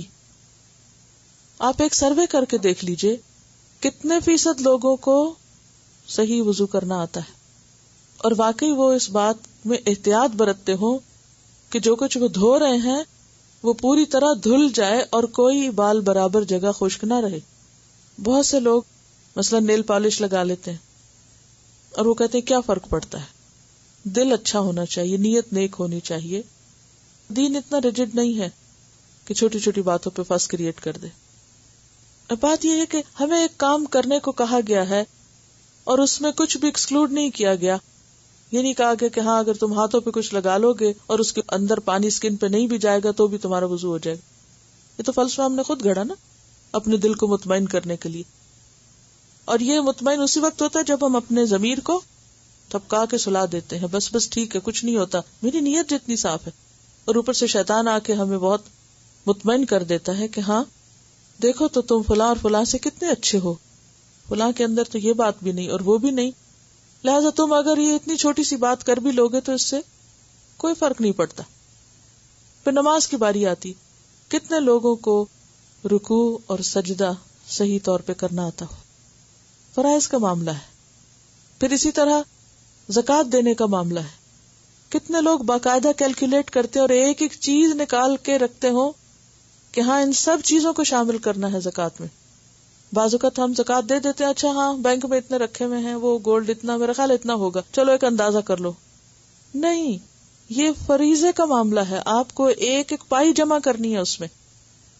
ہاں اس کے بعد آپ اوپر ایکسٹرا جتنا چاہیں دے دیں، وہ آپ کی خوشی ہے، لیکن حساب پورا کرنا ہے. مگر ہم کیوں نہیں کرتے حساب؟ کیا چیز روکتی ہے ہمیں؟ مال جمع کرنے کا شوق ہے، لیکن اس کو حساب کر کے اللہ کے راستے میں زکوٰۃ نکالنے کا شوق کیوں نہیں؟ کس چیز نے ہم کو غافل کر رکھا ہے؟ کیا وجہ ہے؟ بے حسی. ایک اللہ نے دین اتارا اور ایک ہم نے خود بنا رکھا ہے. خود بنا رکھا نا ایک دین. کیسے؟ جھوٹی تسلیاں دے دے کے. اس سے بھی کوئی فرق نہیں پڑتا اور اس سے بھی کوئی فرق نہیں پڑتا. اس حدیث میں جو بخاری اور مسلم کی ہے، اس میں بنیادی وجہ امانت کے اٹھنے کی کیا ہے کہ امانت نہیں ہوتی جہاں غفلت ہے، کہ انسان سوتا ہے تو وہ اٹھا لی جاتی ہے. یعنی انسان جب ایک حصی نیند ہے نا، یعنی جسمانی نیند، اور ایک ایمانی نیند اور چیزوں کی پرواہ نہ کرنا کہ جیسے بھی ہو. مثلا روزہ ایک فرض عبادت، ہم میں سے بہت سی خواتین مخصوص ایام میں روزہ نہیں رکھتی. کتنے لوگوں نے حساب کر لیا کہ میری زندگی میں کتنے روزے چھوٹے ہیں؟ ہے کوئی حساب ہمارے پاس؟ یا ہم نے بیٹھ کے زحمت کی ہو اور کیلکولیشن کی ہو کہ ہاں اس ایئر سے میں بالغ ہوں اور میری عمومی عادت یہ رہی، اتنے رمضان گزر چکے، کیونکہ اگر 30 سال گزرے نا تو اس میں ہجری کیلنڈر کا 1 سال اور ایڈ کر لیں. اتنا ایکوریٹلی حساب بیٹھ کے کریں کہ اب تک کیا کچھ چھوڑا ہے، اس کو رکھنا ہے تو رکھ سکتے ہیں، یا اس کا کفارہ دینا ہے، یا اس کا کیا کرنا ہے، تو فریضہ ہے، وہ تو ہمارے سر پہ لٹکا ہوا ہے. لیکن اس معاملے میں بھی بے حسی ہے. کیا مجھ پہ حج فرض ہے یا نہیں؟ بہت سے لوگ اس بات کو جاننے کی بھی زحمت نہیں کرتے کیونکہ ان کو کرنے کا کوئی پروگرام ہی نہیں. ہمیں بہت سی اور مجبوریاں اور ذمہ داریاں نظر آتی ہیں، لیکن یہ فریضہ ہے. کیوں نہیں جاننا چاہتے کہ ہم اس کیٹیگری میں فال کرتے ہیں یا نہیں جن پہ فریضہ ہے؟ وائی؟ کیا روکے ہوئے ہم کو؟ ہم کرنا نہیں چاہتے تو ہم جاننا بھی نہیں چاہیں گے، کیونکہ جب ہمیں یہ احساس ہو کہ یہ کرنا ہے تو پھر ہم فوری طور پر معلومات حاصل کرنا شروع کر دیتے ہیں. یہ تو ہے فرائض کا معاملہ. اسی طرح حقوق کے معاملے میں بھی بہت سی چیزیں ہم کیوں نہیں جاننا چاہتے؟ کیونکہ ہم کرنا نہیں چاہتے. تو یہ تمام چیزیں امانت سے تعلق رکھتی ہیں، خواہ وہ معاملہ حقوق اللہ کا ہو یا وہ معاملہ حقوق العباد کا ہو. ان کو ویسا ادا کرنا جیسا وہ ہے. یعنی ایک اور اہم چیز یہ ہے کہ بعض اوقات ہم ادا بھی کر رہے ہوتے ویسا نہیں کرتے. جیسے ہم فرائض کی ابھی بات ہوئی، نماز ویسے نہیں ادا کرتے جیسے کرنی چاہیے، وقت کی پابندی ہے، طہارت کی ہے، یا رکوع سجود کی بات ہے. اسی طرح اگر کوئی ہمارے پاس امانت رکھ دے، کوئی چیز، کوئی کتاب کسی نے رکھی، کوئی مال رکھا، تو اس کو بھی کیسے واپس کرنا چاہیے؟ اسی طرح واپس کرنا چاہیے جیسے وہ لی گئی. یہ نہیں کہ اس کے لاپرواہی میں اس کو ضائع کر دیا جائے، توڑ پھوڑ دیا جائے یا گم کر دیا جائے. اس کے بارے میں ایک روایت میں آتا ہے کہ آپ صلی اللہ علیہ وسلم نے صفوان سے زرہیں لی تھی جب طائف کا غزوہ ہوا تھا، اور امانت دی تھی، اور اس شرط پر لی تھی کہ اگر کچھ کم ہو گیا، کیونکہ جنگ کا معاملہ ہے نا، اب کوئی کم ہو گیا، کوئی اٹھا کے لے گیا، جنگ میں کس قدر بھگدڑ ہوتی، تو میں پوری واپس کروں گا. جب جنگ ختم ہوئی اور آپ اس کو زریں واپس کرنے لگے تو اس میں کچھ کم تھی، تو آپ نے کہا کہ میں اس کو پورا کر کے تمہیں دوں گا. تو صفوان نے کہا اس کی ضرورت نہیں، کیونکہ میرا اب دل بدل چکا ہے کہ میں مسلمان ہو چکا ہوں. یعنی وہ اسلام لا چکے تھے، تو وہ تو پھر ایک طرح سے فریضہ بنتا ہے نا کہ جب آپ اس دین پر ہیں تو آپ بھی اللہ کے لیے کچھ کریں. اسی طرح آپ نے ایک مرتبہ کسی سے اونٹ لیا تو واپسی پر اس کو اس سے بہتر اونٹ لوٹایا. یعنی آپ اپنی امانتوں کے ادا کرنے میں کس قدر کانشیس تھے. ایک اور موقع پر جو پچھلے ہفتے بھی ذکر کیا تھا کہ آپ صلی اللہ علیہ وسلم نے کسی سے اونٹ کا سودا کیا.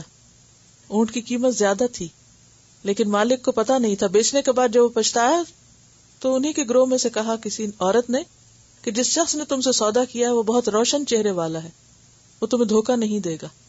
اور واقعی آپ صلی اللہ علیہ وسلم نے رات کو ان لوگوں کو کھانا بھی بھجوایا اور اس اونٹ کی جو اصل قیمت بنتی تھی وہ قیمت بھی مزید بھجوائی، جو کہ اس وقت معلوم نہیں تھی. حالانکہ سودا طے ہونے کے بعد کوئی باؤنڈ نہیں ہوتا، پیسے ادا ہو گئے. دین میں بھی کیا آتا ہے کہ دو جو خرید و فروخت کرنے والے ہیں وہ اس وقت تک باؤنڈ ہیں جب تک کہ وہ آپس میں اکٹھے ہیں. جب سودا طے ہو جائے، قیمت ادا ہو جائے اور وہ الگ الگ جدا ہو جائے، معلوم یہ تفرقہ یعنی تفرقہ ہو جائے، تو پھر اس کے بعد کوئی باؤنڈ نہیں ہے. اب آپ ویسے تو قانونی طور پر باؤنڈ نہیں تھے، لیکن جب آپ کو پتا چلا کہ نہیں اس شخص نے لا علمی کی وجہ سے مجھے کم قیمت میں چیز فروخت کی ہے، تو آپ نے اس کی قیمت پتا کر کے واپس بھجوائی اس کو.